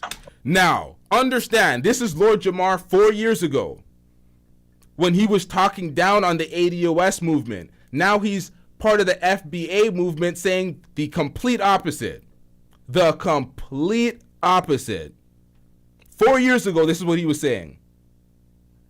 Okay? Like, especially if you don't know who the fuck you are. Especially if you don't have a nationality. Because they're not giving reparations to black people. You have to have a land. They know they're descendants of slaves that are. They have an inventory. They have all the information. They know all the ancestors. They know everything. If they wanted to pay reparations, it wouldn't be very difficult to pull up the records and the files. Slavery ended in the 1860s. It wasn't that long ago. It was not that long ago. How many generations is that? Like, come on, man. You have to have a nationality. You have to have a place that has a flag. You know, y'all motherfuckers ain't got none of that. African American is not a nationality. Being black is not a nationality. Being black is a race. Being American is a nationality. Being African American is now an ethnicity. And that's what the FBA movement, when done properly, what did I say, property? Yeah. When done properly, that's what it's aiming to achieve, because there's an ethnic, there's a cultivated ethnic culture that is different from other black groups that has been cultivated over the years with African Americans in America. So when the FBA movement highlights that and laments that, hey, we have our own ethnic culture and our own shit going on here, and it's been built here from being here for plus 400 plus years, just the same way Jamaicans us Jamaicans and Guyanese, we have our own culture off of being dropped off at slave ships. We all understand that we're all African nations, or we all come from Africa. We're all black. We all understand that, but we have our own separate cultures. And there's nothing wrong with that, because our cultures come together and we all enjoy our cultures, but we have our own cultures. Guyanese culture is different than Jamaican culture, although it's still Caribbean culture. There's still slight distinctions. There's not copy and paste. Well, yeah, the Jamaicans, Jamaican is a nationality, but black and African American is not a nationality. So if under this banner, we crazy. Jamaican. But why? Then that should be more reason to give African Americans money, because they don't have a connection to nothing. They've been taken away from that shit. Their names have been fucked up. They deserve money. Period. Right, but then legally you can't get it if you don't have these. You see the But that's not their fault, though. Well, you better come up with something. Well, it's because of ignorance. We can actually have those things. We can claim our nationality and all that type of shit. We can claim our nationality now. African Americans should claim that's what America. the Moors They have built been it. trying to get us to do for a very long time. Thank you, Ty and Maisie TV. African Americans on a should get colony America. right That's now. their country. They built it up. They deserve Man, their we money was here for being before culturally. This happened. This actually happened in the 1800s. Thousands, not even thousands, hundreds of thousands of white folks in America renounced their ethnic origin. Hold up.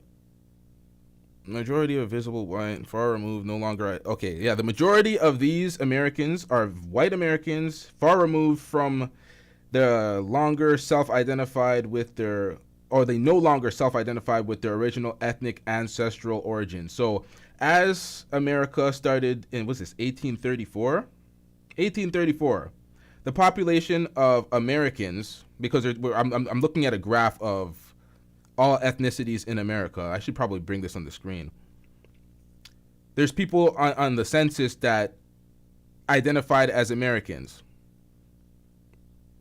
They're not they're not Italian, they're not German, they're not identifying as Irish, Dutch, Scottish. They started identifying as Americans. And I think that's what he is campaigning for black folks in America to do, just drop the African and identify as Americans. Great. I don't wait. Culturally, psychologically, how financially. Can it be colony? Half of us don't even know what colony we came from. How can it be colony by colony? Just pay them. We don't know what colony for the confusion. Exactly, but you're paying them for all of this lost shit. Please, pay African Americans what they deserve. First of all, Period. there's a lot of divide and conquer with this. There's a lot of bullshit that goes into this talk of reparations. As far as who gets it, and Okay, I think people need to understand this real quick on the internet. For anybody that's fighting black groups, being divisive, talking about, oh, I'm trying to get my reparations, you're getting in the way, you're not getting it, X, Y, and Z, you're trying to leech and tether onto, there's going to be none of that. There will be none of that. If America finally chooses the day to actually pay reparations to black Americans, it will be all of black Americans that have rightful access to the reparations, as in their parents they are descendants of slaves. They will make sure everything is on file. Your country owns you. I don't think people understand. When you're born, your country owns you. They know. This is why I have, you know what? Let's move on, man. Let's move on. It just gets real muddy, man. And I feel like they want us to spend our energy on this conversation when we really need to be focusing our energy on more practical things.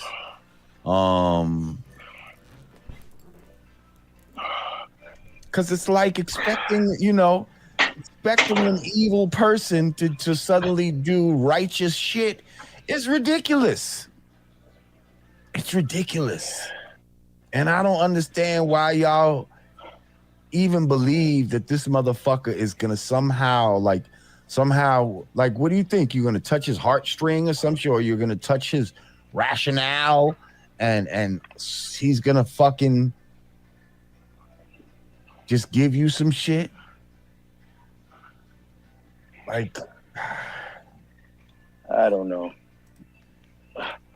If they pay up with land, they will probably displace the land purposely, like they did to Africville in Nova Scotia. Build a fucking a toxic waste plant in the middle of their city that they're building up in, where they have their land. It's like the sabotage they've done to black folks globally for years is pathetic. It's really grotesque. Well, they did it. They did it for the short hat. Guess what I did? They do it for the short hat people. That's another talking point. They do it for, they give money every year to the short hats. right. Listen, So they they can do it for the short they hat. gave money to Asians when they locked them up. You know, in the Well, 50s. nobody likes us. Well, nobody likes us. That's why we're not getting no money.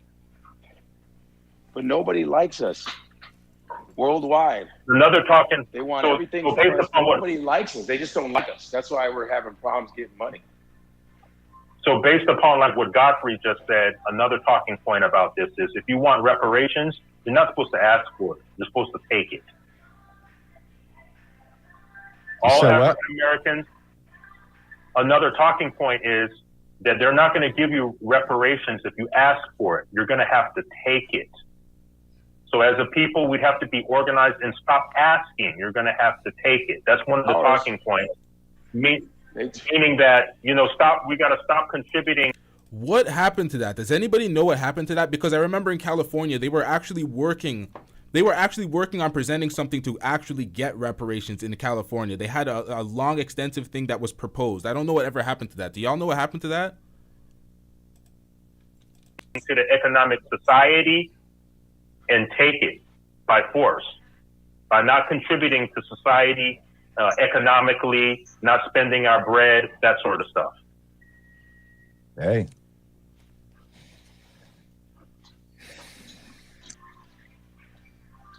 Begging ain't the way. Begging. Gotta take it, man. When you go They took outside, everything. right? We live in New York City, Godfrey, right? Keep it real. When you go outside and you go in the subway and you see a nigga fucking sitting on the ground with a fucking cup. What?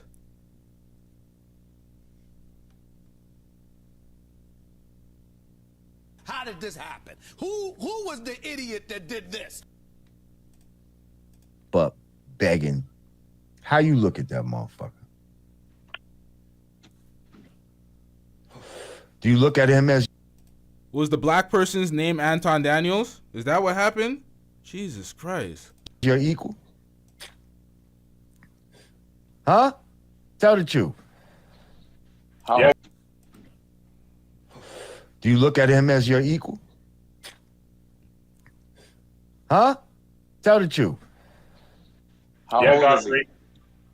How old is he? Wow. He's your age. How old is he? He's your age. How old is he? He's your age. I'd be like, man, come on, man. Get your ass up.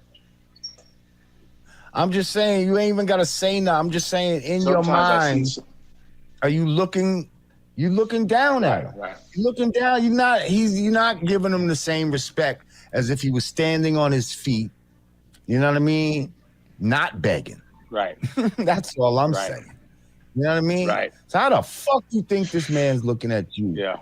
When you down on your ass begging Damn. for what you deserve. Yeah. But yet, if your brother owes you $5 and don't give it to you in a timely fashion, you be ready to shoot this mother. So let's get into a lot of people know you for talking about ADOS and foundational Americans. As soon as I got in here, I'm seeing foundational Americans in the house and all of this type of stuff. Let's get into all of this.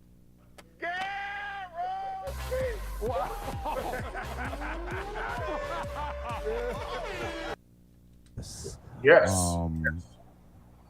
What is a foundational American? What's this whole ADOS movement?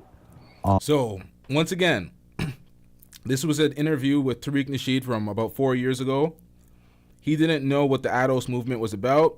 He kept calling foundational black Americans foundational Americans, indicating that this was a relatively new term to him and he didn't know what the hell it was. So this was 4 years ago. Being enlightened, he used to tell everybody, yeah, he was not ADOS. He's not FBA. He didn't know what FBA was. He used to speak about his grandfather being Guyanese. Nothing wrong with any of these things. I'm half Guyanese myself. No, I would not ever shit on my country. But he didn't rock out with all this stuff. And now he's being an FBA elitist, taking everything away from anything collaborative with any Caribbean nation. And now he's on platform shitting on folks, saying, yeah, it was all foundational black Americans. We always knew this growing up. Hip hop was always foundational black Americans. It's like, no, it was African Americans. They're the same people, but the terms were different. And you're speaking as if it was always a thing, like it was always an old term. It's like, no, it's a new understanding.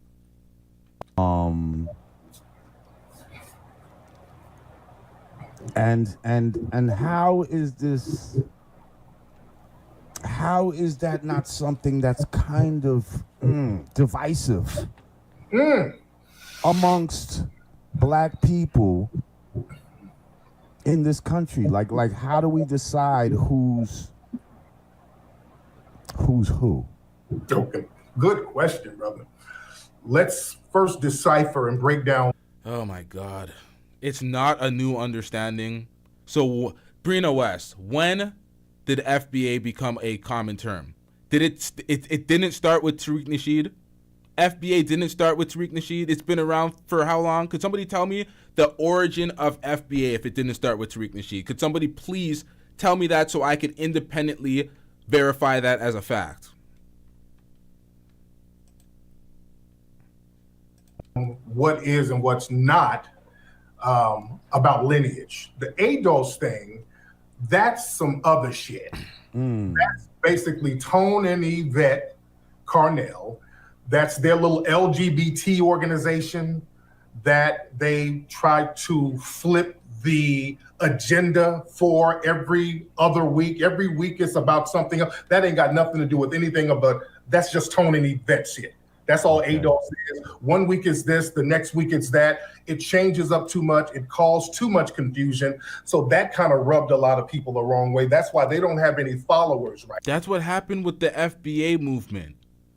A lot of the people that initially followed you, Tariq Nasheed, with the FBA movement, they're now claiming that they're Native American. They're not from Africa. They're not of African descent. They weren't here on the slave ships. They were here prior. That's their story and their narrative, and they're sticking to it. So the same thing that happened to ADOS happened to FBA. There's a bunch of random rogue people online doing it. Just rogue online people. Right now. That's an organization. They were going around telling people they're the leader of this organization. Right. So that's something else. That's some other shit right there. Okay, let's just be clear on that. I ain't got shit to do with that. That's some shit with some like LGBT. a Black Lives Matter type of deal. Yeah, basically, yeah. It's just like another version of Black Lives Matter. You say one thing and then you switch it up with something else. It's some sucker shit that ain't got nothing to do with anything. Now it looked like some Democratic shill shit, like they're trying to get people to get on the Democratic train. It's nothing. When we talk about what a foundational Black American is, we're going back to the work of Claude Anderson, the legendary Dr. Claude Anderson. He talked about how Native Black Americans, and he's talked about this for 40 years, are exceptional people, meaning that we are the only non-immigrants here, which is true. Native Black Americans, meaning black people that were here before white people got here. Is that what we're calling Native Black Americans? That's why we came up with Foundational Black Americans. See, this is exactly why it gets confusing. And this is why people run with a different narrative, because of that speech right there. Americans, so that there wouldn't be any kind of confusion. What he meant by Native Black Americans, meaning the Black Americans who built the country. That's what he meant. Now, what you just said, that causes a lot. What he just said causes a lot of confusion. What you said causes a lot of confusion. Brina West says, I'm reading all these chats and I've been interacting with y'all, but y'all have not paid anything today. Jesus Christ. Not a single super chat. To this day. To this day. To this day. Jesus Christ. Oh no, we actually got we got $2 from we got $2 from Lee. We got $2 from Lee. Shout out to Lee, but that was a while ago. Y'all ain't paying nothing today. Okay, so Brina West says he took the term Native Black America, or I guess Native Black American, and called it Foundational Black American, so it wouldn't be associated with Native Americans. The understanding of what it means is not new. I guess you're playing semantics right now, because I said that it's a new understanding. Yeah, you're playing word semantics. I was saying it's a new word. Jesus Christ, do I have to be that correct? I like the name change. I like it being called Foundational Black Americans better than Native Black Americans, because Native Black Americans is what brings in the confusion. And that's why people think they're native to the land, they're indigenous to the land. That's what brings the confusion. Foundational Black Americans as a name, it's a good name. It works. Foundational. You are foundational to the fucking land. The country would have not been built to what it's built if it wasn't for Black Americans. The UK, Canada, America, none of it would be the same if it wasn't for built off of the slaves of blacks. Built what did I say? Built off the backs of slaves. Man, this is what happens when you're up too late and you smoke too much damn weed. Who are you, Snoop Dogg in the green room? I mean, what the hell is going on? The sugar plantations in the Caribbean enriched Americans, it enriched Canadians, it enriched people in the UK. Black Americans physically built the nation. Physically built the nation. The amount of money that they extracted off the backs of blacks in cotton fields and various other positions, the houses, like it's bad. It's bad. Like reparations, it's disrespectful to act like it's not owed when everybody else got reparations. That's why I'm saying we got this whole. That's why Kendrick Lamar's his performance, the message and everything was great, but we have to be more overt. Less covert, less messaging, less protesting on the biggest stages. When we that's the thing. When he did the protesting element of the performance is what kind of got me, because I'm like, you got Jay-Z, you got Rock Nation, you got Live Nation, your black entertainment runs the Super Bowl. Prior to Kendrick Lamar, it was Usher. Prior to Usher, it was a whole bunch of blacks. Greatest performers are black American performers. So I'm like, it's like, you run this, you can do what the fuck you want to do. You're already that, like, I get it, but the message, it was still great when it comes to the reparations. Like, folks need to be more overt, speak up about it. I would love these entertainers to actually speak on these platforms and deliver messages instead of leaving the grifters to be doing it to get money off of this. Like, confusion, and a lot of people had that confusion. When you would say Native Black American, people would think, are you talking about Native Americans like Indians? So that would cause confusion. So what I did, being a fan... Even Indians, even calling them Native Indians was a disrespectful term, according to anthropology. They're Asiatic descent. They're Polynesian. They're Pacific Islander descent. They're related, more linked to Asian, genetically. They're not Indian because they had more brown, copper skin based on what the hell they've been doing and where they've been living based off of being in Pacific Islands and traveling. And then they said they made it through the Bering Land Strait because they didn't want to give them credit for having boats. There's a lot of revisionist history when it comes to Europeans taking credit for all the accomplishments of every invention. That's what it comes down to. So they could not have traveled by boat, although they're Pacific Island of descents. I don't know, man. It's a mess. Dr. Claude Anderson, being a student of Claude Anderson, I said, let me tweak his designation just a little bit better and call them Foundational Black Americans, because over here in the North American continent, us, foundational Black Americans, we're the founders of the United States. There was no United States until foundational Black Americans built it. So we are acknowledging our own designation. Well, I don't know about that. That's kind of... So that's not divisive, because other groups do the same thing too. When people in the Caribbean, when they have Caribbean Day or Jamaican Day, they wave their flags, and that's fine. You're from Jamaica, you're representing Jamaica. When people come... Let me speak about this. Caravana. When we have Caravana, everybody Black is invited. Everybody Black. We're playing reggae, dancehall, soca,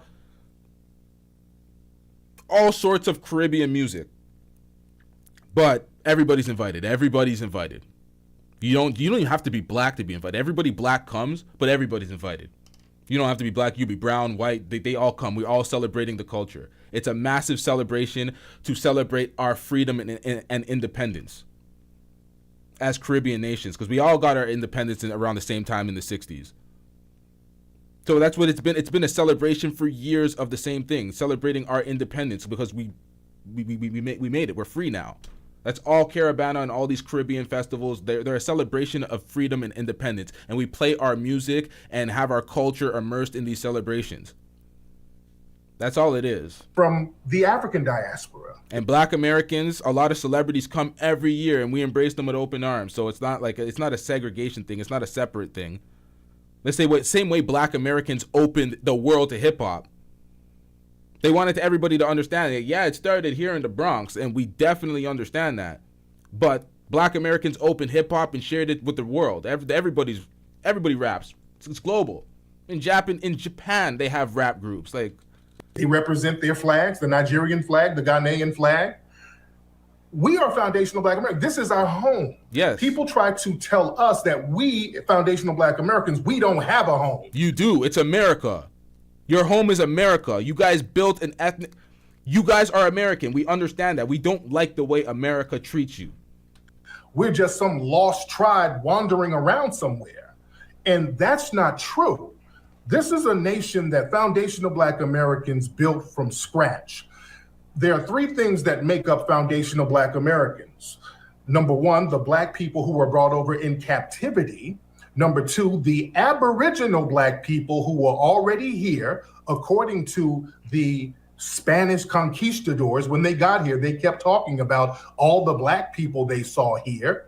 And then number three, the Black people who were the explorers who came and traded here way before Columbus, like Ibn. Now, I should have hit the wrong buzzer a couple of seconds ago when he was talking about the Aboriginal Blacks, because a lot of this is, listen, y'all. I hope that when folks listen to things on these platforms, you go and do your own verification and your own check.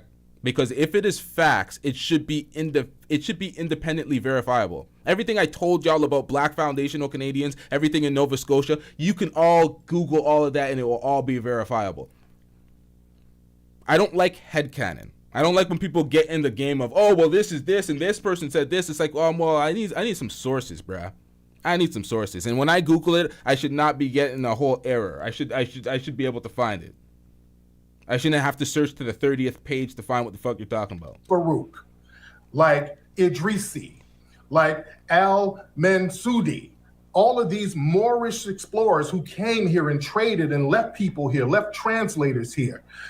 This makes up foundational Black Americans. On the foundational Black American flag, we have a date, 1526. This is when a Spanish explorer, Ion, brought over 100 Black people from Spain who were Moors, brought them here to the North Carolina, South Carolina area. Those Black people rode. I'm getting rich. Shout out to A-Lady7 with the $5 super chat. A-Lady747 says, Tariq, Umar, etc. shady, ego-driven characters wanting to lead a movement. That is facts. Hold up, chat. Shout out to A-Lady747. See, Tariq Nasheed annoys me with his recent grifting because Tariq Nasheed actually done a lot of community work. He's done community work. He's done things for the Black community. The grifting has become egregious, though. it's become a very egregious. Like Umar started off spitting facts, giving knowledge back, and then he started grifting. And it's just like, damn, man, what the hell happened? Goes up against the Spanish, amalgamated with the Aboriginal people here, and they blended in. So the first foreign people on this land to become permanent settlers were Black people. So we settled this place way before white people in many instances. So that gives us a unique perspective on this land. A lot of people try to make slaves interchangeable, only when it's politically feasible for them. I see a lot of people who have a Jamaican flag up on their page, and they'll tell us, well, you guys talking about your foundational Black Americans, hey man, we all Black, we all slaves. Okay, we all Black, we all slaves. Why are you designating yourself as a Jamaican? You designate yourself as a Jamaican because that's where your lineage is from, and there's no problem with that. Our lineage comes from here, and we're not interchangeable in a political sense because our ancestry goes here. When a Black, foundational Black American person goes to a plantation here, we feel a little different about it.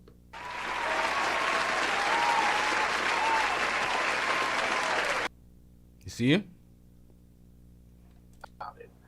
Our ancestral memories trigger a little different feeling about that. As if I go to somewhere in Jamaica, I might not feel the same way. I feel a camaraderie with them, but I might not feel the same ancestral memory as a person on a Jamaican plantation. Let me ask you something real quick. How does one know that they're a foundational American? You got to go somewhere and feel it in your ancestral memory, or because let me just say that I, a few years back, did a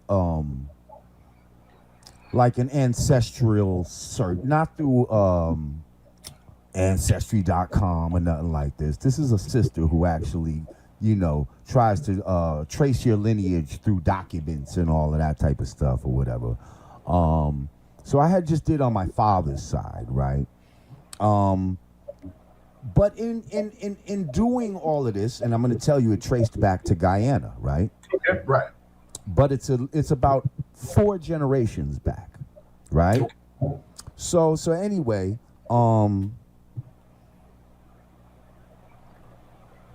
what I was going to say is, doing this study, I found that, first of all, a lot of the slave records were very poorly kept.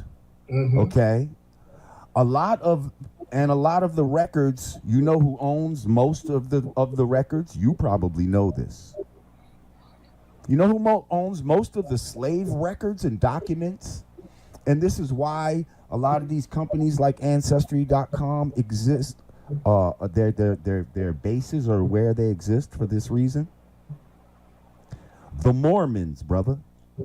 The Mormons bought up all the slave records, and they're housing the shit. If you really want to go and find out a lot of this shit, you got to go to Utah.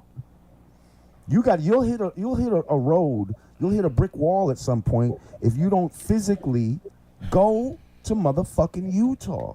So my thing is, how do these people even know that they're these I feel like a lot of people are assuming that they're foundational Americans just because, man, I grew up in the hood. Like, I grew up as a foundational American. I didn't know nothing about Guyana. Wasn't nobody talking with accents in my family. You see what I'm saying? But I found out that my great-great-grandfather, who was born in like 1880 something or whatever, came through Ellis Island. But then once he was here, think about the time he was here, like what part of building America too. You see what I'm saying? Because when he got here, Jim Crow and all of that type of shit was in effect. He had to go through it. Our family had to go through that, through the 20s, 30s, 40s, 50s, 60s. So you telling me I can't be down with the foundational American shit because my great-great-grandfather... Well, if we're talking about ultimately... Now, let's break it down. Let's break it down. Now, if we're talking about ultimately, part of the foundational Black American culture is getting a reparations claim. Okay, that's very important. That's an important element. That's not the only thing, but that's an important element.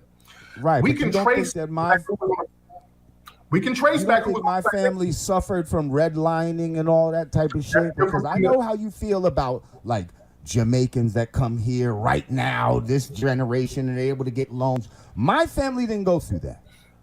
My family didn't get all that when they came here. We lived as regular Black people. So let's talk about that. Let's talk about that. That would not, if they came over and they immigrated, because your family came from immigrants. They immigrated over here, and you can trace Ellis that. Island. Right. I know the boat. That's very different, because you can't get a reparations claim like that, and it's very important to not mix it up. But now keep in mind, this is just my father's side. I understand that. We all have two sides now. My mother's side, I ain't traced that yet. That could go straight to a plantation for all I know. Right. So we got to take those things into account as well. Both of my parents, on both sides of the family, we can trace everything back to plantations in Alabama and North Carolina. So my family, 100% foundational Black Americans. Nobody in my family immigrated. I'm telling y'all, it won't be that difficult. If you're a foundational Black American, you will be able to find the records. What Lord Jamar said about the Mormons and the efforts that they took to keep the slave records, there is some validity to that statement. I can't find too much in depth, but I'm seeing something in relation to that. So it's not like pulled out of thin air. That is in relation to something. That wasn't complete bullshit. I'll do some more research on that, but pretty sure America does have an archive of the citizens that they've acquired from the slave trade. So, or at least the descendants, I'm pretty sure they would know. Like, let's be real. If you're not linked to any immigration from a said Caribbean country or African nation, it's like, let's be real, you're foundational Black American. I'm pretty sure it'll be relatively easy for them to find some history. I think that when they try to make all these different rationale and reasoning why they can't do it, it's just excuses. It's just excuses. Everybody else got their damn reparations. They always have a fucking bevy of excuses for Blacks. How many people can do that, though, do you think? We can. We can do that. Most of us can. How many that are claiming to be can really do that? Keep it real. You can trace your family lineage at least back to 1870. You can trace your family back to the 1870 census. If you know your mama and you know your daddy, their name has been documented somewhere. It's not that long ago. I think the further America gets from actually paying the reparations that is owed, the harder or the more excuses that they'll be able to get away with and be like, oh, we can't find the ancestry, we can't, this happened, you mixed with this. All sorts of life decisions will change where the next generation will get, whether they'll get reparations or not based off who they mix with. So I'm like, 1860s, the 1860s, we can't link back, we can't go back that's not that far. That's not that far. Where you know where to trace them. Right, so a lot of them had just first names, though. You know what I mean? Like, I'm telling you, I physically, this is not no easy shit to do these traces. Like, I physically have been through this shit. Like, I've seen it. Like, I went down that rabbit hole for a second, and when you get to all of that slavery type of shit, like, the records are not what you think. And like, people even change their names and shit like that because of education, the spelling changed and all kind of shit, or they added some fancy shit to it.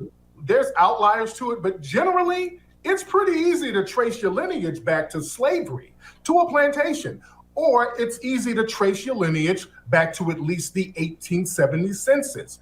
The average person who can trace their lineage back to 1870, 9 times out of 10, you came from a slave plantation, because they'll list you as a farm worker or domestic or something like that. So that means you came most likely from a slave plantation. And that's a little bit different from somebody who immigrated over, because you wouldn't be eligible for a reparations claim. We can't open up that door, and this is for several reasons. If we start letting African and Caribbean brothers start getting reparations based on the Jim Crow treatment, then what's going to happen? The damn white Hispanics are going to start saying, okay, well, damn it, I was mistreated too. And then it's going to undermine the reparations claim. We respect CARICOM. Over in the Caribbean, they have a reparations movement called CARICOM, where all the Caribbean nations are going to Britain and France and all of these other colonial powers to get their reparations. We're not in. Now, CARICOM is not just for reparations. They have a movement in CARICOM that is for reparations, but CARICOM is a Caribbean community that is intergovernmental organization that is political and economic union for 15 states, 15 member states and 5 associated members through the Americas, the Caribbean, and the Atlantic Ocean. It's a union that acts on the best interest for Caribbean nations. Reparations is in the best interest, so that is one of their missions, but it's not the sole base of CARICOM. It's got to correct that. We got to be included in that. We don't trip on that. That's fine. In Africa, they have the African Union, where all the African nations get together and they're trying to get tangibles for themselves. We're not included in that. But when we say we're going to do a movement for ourselves and say, hey, foundational Black Americans, we're going to try to get tangibles for ourselves. A lot of people want to say, okay, well, y'all being divisive now. No, we're doing the same thing as everybody else. We're getting tangibles for our group. No. We love that y'all are getting tangibles for your group. We love that y'all are fighting your government to get reparations. It's all the other shit that becomes divisive. It's the anti-African statements that become divisive. It's the same red pill manosphere bullshit that we hear. The red pill and manosphere, they get bullied and spoken to a certain way from Black women growing up. So they have this level of disdain and animus for revenge. Oh yeah, it wasn't this. They were always doing this when we were younger. Growing up, Black women used to do this and bully. So they have these platforms and they want to get out here and cry to us like we're supposed to give a fuck. That's the same thing a lot of folks are doing, and it seems like it's a lot of the same people. It's the same people from the manosphere red pill space doing the same shit, talking about, oh, Africans used to bully us when we were kids and blah blah blah, like y'all weren't calling them African booty scratchers. And it's just kid shit with niggas, like they're carrying childhood trauma to be divisive with Black nations. That's all. That's what we're really targeting. That's the divisiveness, the tether talk, all this bullshit that's unnecessary. They can't get in on your reparations anyway. We respect everybody else's tangibles and them fighting to get theirs, and people should respect ours. See, it just seems like, Malcolm X said, when the white man is giving you hell. I just did, Brino West. I just did.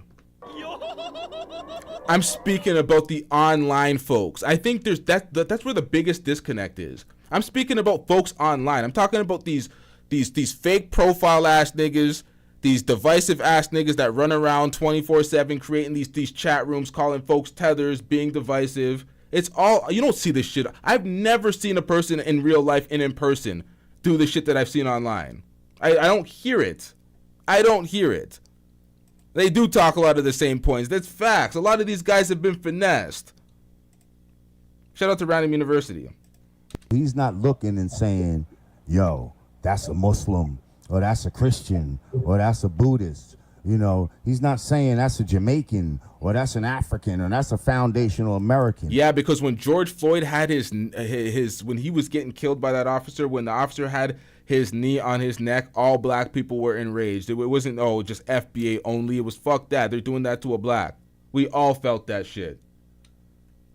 We all feel discrimination, whether you're a tether, whether you're an import, whether you're an organic FBA original.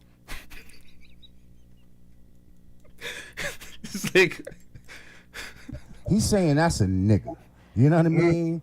And I just feel like we need to come together as Black people. And you got to be able to leverage your people, your nations against your government, because Black Americans have been treated like shit by the government. Like shit. This whole pull yourself up by the bootstraps so they can come and burn down your shit. The whole, DEI is the only reason why y'all getting jobs, and then you see all their hires be DEI. It's like, well, none of you niggas deserve your, what the hell? all these white men getting appointed like they're the best, most qualified motherfucker, and it's like, no, you ain't. Like, what the fuck? These are DEI hires. Like, I don't know, man. Some of the things that are going on is crazy. You know what I mean? As much as possible. And it just feels like that type of thought, and I understand where you're coming from with it, but it feels like that type of thought helps to divide instead of bring us more together.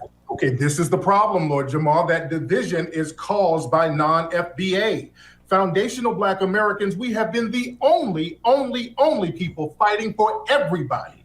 We fight to help. This is very incorrect. I hate this shit. Y'all are the only, we all fight for each other. This is where it becomes divisive, when you want to take all the credit for being the integrators. Oh, Black Americans, we're the only. No, you guys do that. We love y'all for it, but we do it too. We're all the same. We're all black. We all, like, what are we doing out here? What are we doing? This is why we celebrate Caravana, because we were all fighting for our independence in the 60s at the same damn time, and we all got our independence. God damn. So it's like, come on, man. Everybody get here. Before the 1960s, brother, most immigrant groups who came over, they were riders. And we brought them over and helped get them over. Even in the early 1900s, the NAACP and other Black people helped get Caribbeans over in the early 1900s. And then again in the 1960s. We knew, or we hoped, that if we helped other Black people from the Caribbean and Africa get here, we would use them as reinforcements to help us fight white supremacy. And for a long time, they were doing that. Stokely Carmichael from Trinidad, Ryder, Marcus Garvey. He came up off Foundational Black Americans. He was actually unsuccessful in Jamaica and the Caribbean. He failed multiple times. He came over here. We elevated Marcus Garvey. Schomburg out there in New York, the Schomburg Center from Puerto Rico, Ryder. We knew that some of our brothers and sisters, Malcolm X, his mother's from Grenada. Our brothers and sisters, your family, when they came over, they were Black folks. They lived around Foundational Black Americans.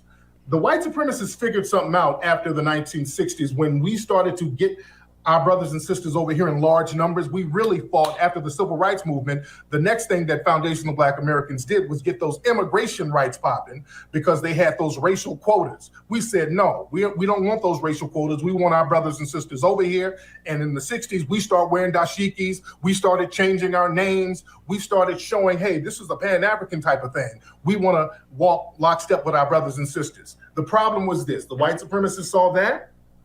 They said, we need to get in front of this. So we're going to let these niggas over. Let's go over there to some of these African and Caribbean countries, and let's find some of the biggest coons we can find, and we'll send those coons over there. See, they stopped sending their riders over here after a while. We stopped getting Stokely Carmichael and Marcus Garvey. We started getting Candace Owens and folks like that. She's Caribbean.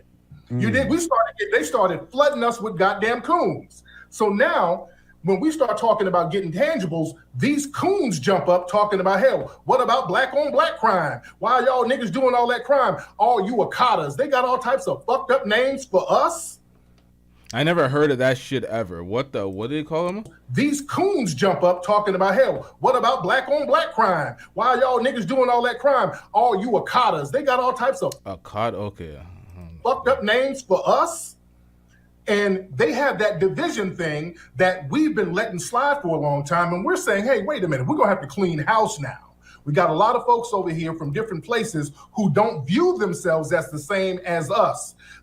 I don't know what Candace Owens is, but that's the thing. He likes to cherry pick and be like, oh, if they're talking down on stuff like that, if they're cooning and they're bringing up black on black crime, they must be tethered. And I, as a person who's battled a whole bunch of coons, a lot of them have been foundational black Americans cooning it down too.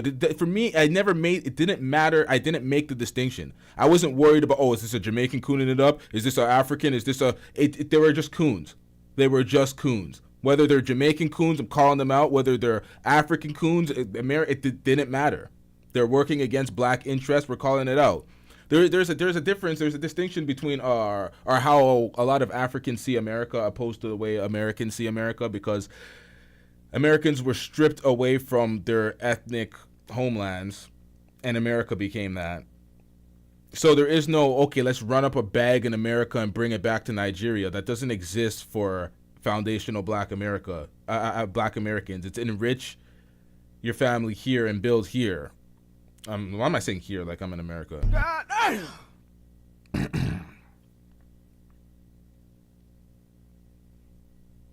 Damn. All right, let's get back into this. Have a lot of tribal beefs in their home country, like in Nigeria right now. They're going through hell this very moment. Over there, the police and all that shit is going crazy over there. There's tribal beefs going on, and then they'll bring that shit over here with us and then undermine us.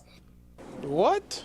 And in the Caribbean, let's go to the Caribbean. In the Caribbean, they have all types of racial colorism categories, especially in Jamaica. What? The fuck are you talking about, sir? Where a person who looks black, but he ain't really black, he's blanco, he's colored, he's mulatto. They got all of these racial categories over there where they Hell no. Trash ass nigga. What the hell was that? Manipulation. Nigga, please. All cap. All cap. 100% cap. The problem with Jamaica, Jamaica does suffer from a colorism problem. A lot of folks bleach. There's a lot of bleachers. That's an issue in Jamaica. It's an issue in the Caribbean. It's an issue. That's been an issue for years. Ever since I was a little, like, you know what I mean? Distribute resources based on how light or how dark you are. Over here, that person look like a black person, but over there, that's a whole different thing. Stop that. You're white. Once again, complete fabrication.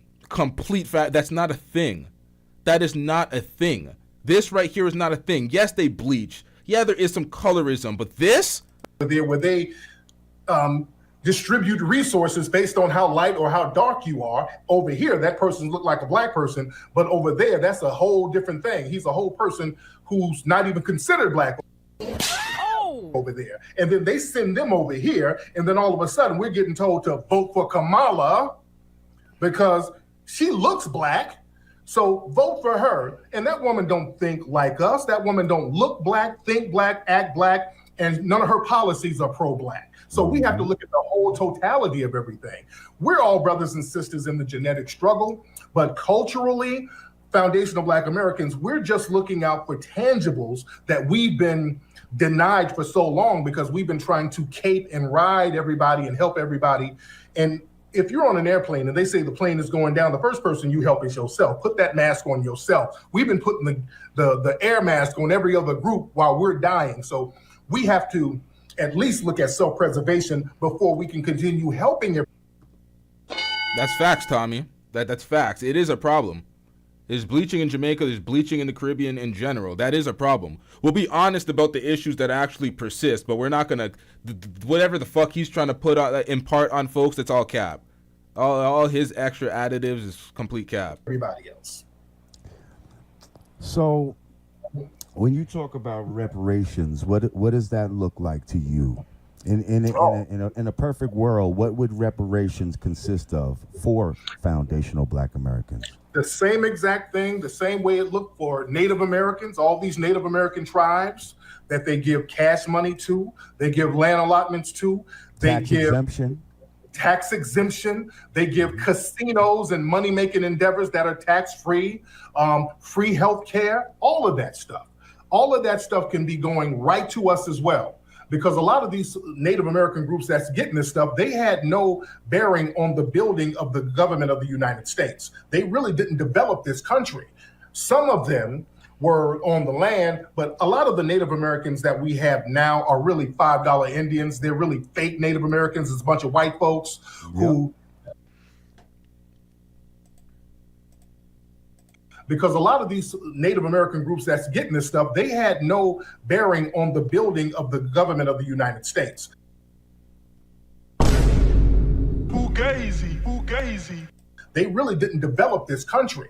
Some of them were on the land, but a lot of the Native Americans that we have now are really $5 Indians. They're really fake Native Americans. It's a bunch of white folks who signed on the Dawes rolls back in the early 1900s. There is 100. Well, I know this for sure in Canada. I know this for sure. There is white folks that infiltrated the Native Americans. I know that for certain. We know that the early British settlers, they joined the Métis. We know this. They're definitely cosplaying and getting benefits. That is 100% a thing. Like that part, I know that to be true. Americans that we but have. The other part, shitting on Native Americans, saying this is their land, bro. Like we gotta stop shitting on the people that we did ethnic cleansing. Why am I saying we? What the fuck is this we shit? Personally, I feel like that brother needed help. No. The American government, the white folks that came here, the Europeans. All right, let's put it in the proper perspective. They did that shit to these folks in their land, all right? And then they group because they seen lighter brown skin. They called them Indians, and they're not Indian ethnicity at all. It's bad. The building of the government of the United States. They really didn't develop this country. Some of them were on the land, but a lot of the Native Americans that we have now are really $5 Indians. They're really fake Native Americans. It's a bunch of white folks who signed on the Dawes rolls back in the early 1900s, paid $5 to get their name listed as Native American. So now they get all of these resources and benefits. So it's a hustle that's... Yo, I missed this. I'm getting rich. How come no one told me about? Yo, Lee, you sent me a $2. Get the likes up. I did not see this. Shout out to Lee with the $2. I did not see this one. This was in between. This was before A-Lady747's super chat. Shout out to Lee paying her tariffs. Oh shit. Damn. Shout out to Lee. Yeah, let's get these likes up, chat. Let's get these likes all the way up. What's going on? So the tangibles, it starts off at 15 trillion. They got it. This is the United States. We built the wealth of this country. When they had the COVID thing and the COVID release, they started popping up money out their ass. They pulled it right out their ass overnight. So they got it. This is the United States of America, man. We got cash on top of cash. And foundational Black Americans, we have a debt that's owed, and we need to get paid that debt. Okay, so I have a show that I'm still putting together. It's a very extensive show. I have a bunch of folks going out sad. I have a bunch of Black American folks going outside. I shout out to my Black Americans. I love y'all Black Americans, but y'all went outside for this. We have a bunch of Black American men calling Trump daddy, all right? This is some of the filthiest work of all time. Nigga, you gotta go. The fuck is wrong with you? I don't have that on the screen. We're going to react to that shortly. I still have to do the academics, cooking. I have a lot of videos that I have to... We have a lot of live streams, y'all. We're going to be running them in straight succession. There's going to be a lot of streams in the latter part of this month. I seen something about Trump that I want to speak about. This has nothing to do with nothing. We'll get back into the Lord Jamar topic soon, and this has been a very long live stream chat. But Trump said some crazy shit, and I seen it on my socials while I was performing, and then it just fucking appeared. What the hell? He said something about he won't protect Canada anymore, the military or some bullshit if they don't become until they become the 51st state. Let me pull that up to see what he's saying now, because he's so fixated on this 51st state shit. We don't need your protection, nigga. The fuck are you talking about? Like, it's absolutely crazy what he's doing.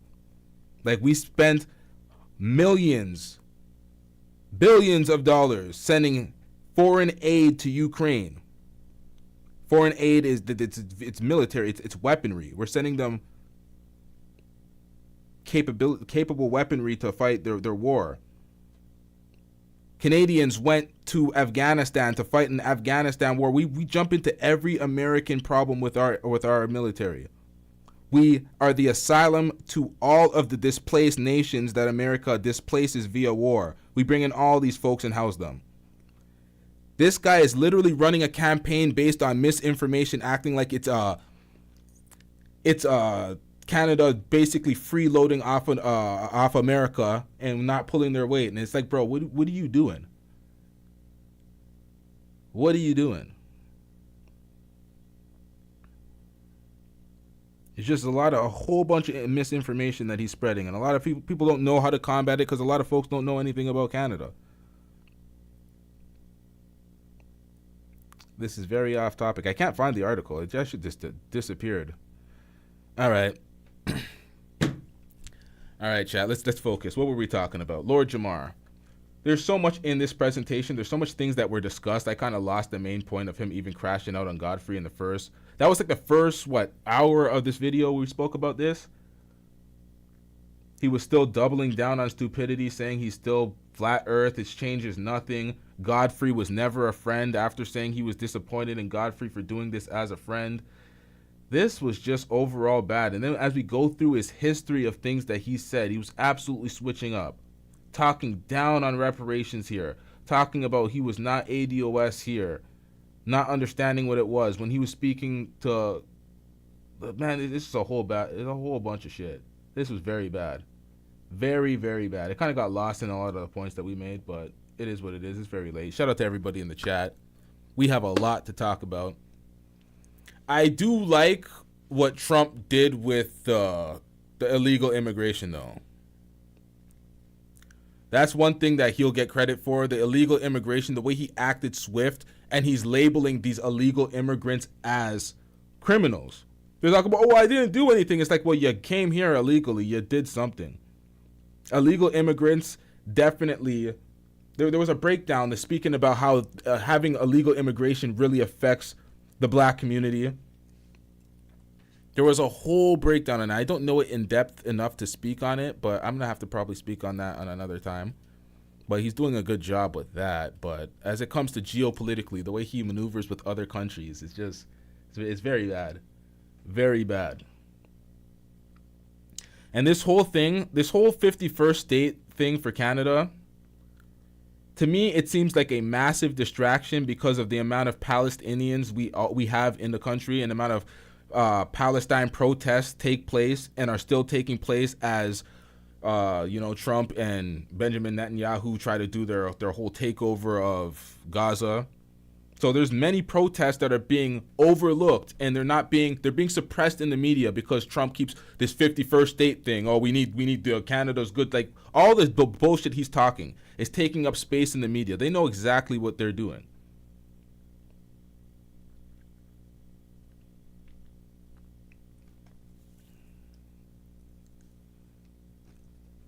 Fundamentally, Canadians we have a lot of similarities. We take in a lot of American media, like all our channels are y'all channels on television and shit. There's a lot of, like, we have NBA teams, we share sports leagues and shit. Like, there's a lot of crossover. There's a lot of, our top exports are to y'all, our top imports are from y'all. Like, we do a lot of business, trade, and everything. But there's a lot of fundamental differences between Canadians and Americans, and that's why we must remain our own sovereign nation. And how are you gonna make a country bigger than y'all a state? That's crazy. Like, we have a bigger country than y'all, man. What y'all talking about? Make us a state? This is tripping. But man, I really believe that's a distraction. You're gonna annex another G7 nation. You're gonna go to war with Canada and try to, like, it's just like, what the hell are we doing out here? How is the American military gonna get up and be like, yeah, this is justified. We're gonna do this. They're bringing in 0.2% of the fentanyl. 0.2% of the fentanyl when y'all bring in 99.9% of the guns into Canada. Do you know how much American guns we got? LT checked him. LT said, All the guns on the street are from America.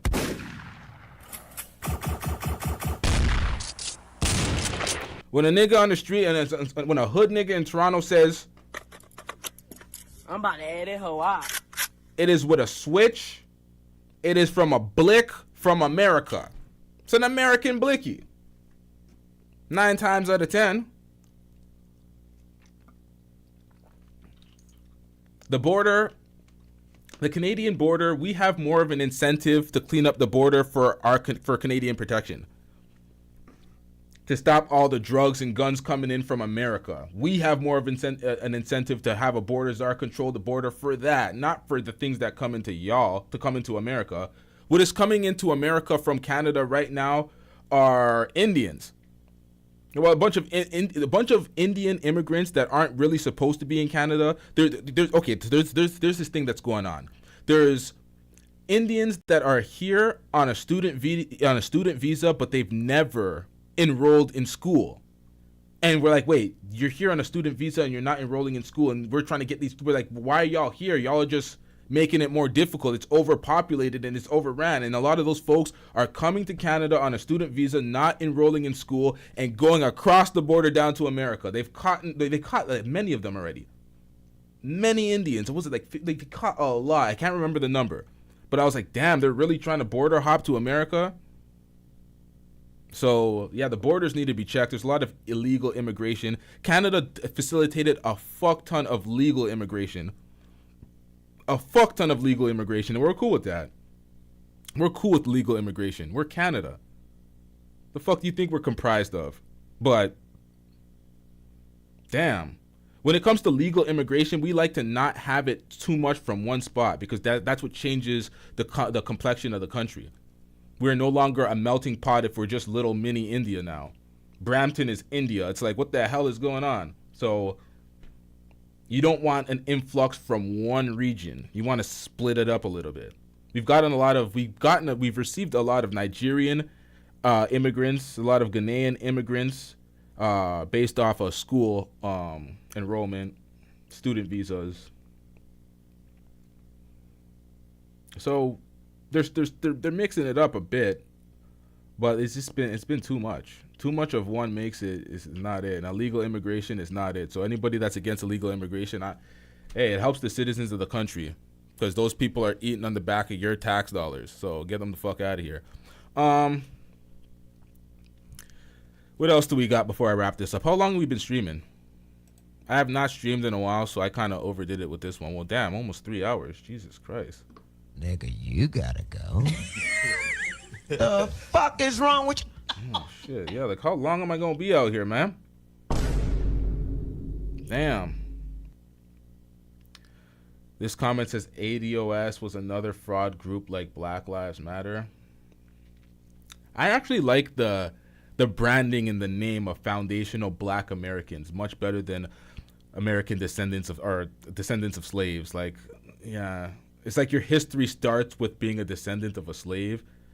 That's where it's kind of like, yeah, I rather the Foundational Black American sounds better. It's a better ring, but I don't like the finessing as it pertains to the movements. Like the way the Black Lives Matter movement was a finesse was just disgusting. Not the movement, my bad. The movement was not a finesse. The movement was a successful movement, I might say. It brought blacks together. The Black Lives Matter was a good movement. The corporation was a complete fraud. Complete. Fugazi. It's cap. So we gotta be aware of those.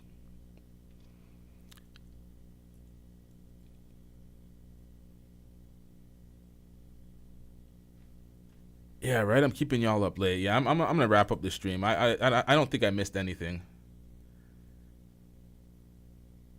I wanted to cover a lot of topics.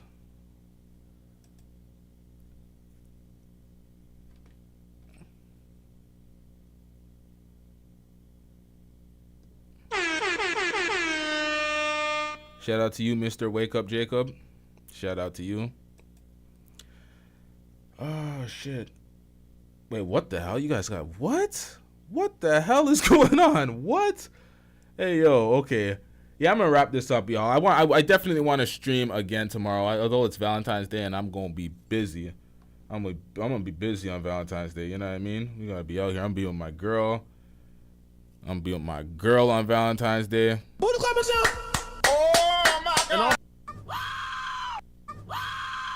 I don't think I'm gonna be with y'all on Valentine's Day. Maybe an early stream. Maybe I stream for like a little bit, get some shit. I have a lot of shit I have a lot of topics to cover that are stockpiled because I've been doing a lot of studies and a lot of things in relation to a show that I'm building because I'm not that privy in the subject that I'm covering. So I made sure I had to study a lot because I don't want to come out here and get on air and be Lord Jamar. I don't want to do that. So I've been studying on this next topic. So I have a couple of shows that I will be airing out soon. A lot of in-depth topics because I don't want to just do the. I've been kind of avoiding a lot of the Passport Bro streams because a lot of it is just foolishness. It's just fuckery that just makes black men look so bad, and it's getting worse. It's like they're competing to dust it up and get donations to just crash. It's so bad in the Passport Bro space right now. I've been watching it. Shout out to Razor Rays. Razor Rays has been covering it. The music that he plays with the crash outs is hilarious. Shout out to Razor Rays.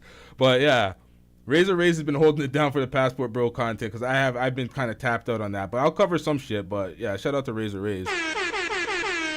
Shout out to Lee. Shout out to A-Lady747. Shout out to Retain Ascension. Shout out to Brina West. Shout out to everybody in the chat. Mr. Wake Up Jacob, all y'all that are still here. I'm going to wrap this one up. We definitely going to wrap this up. We have a lot to talk about, chat.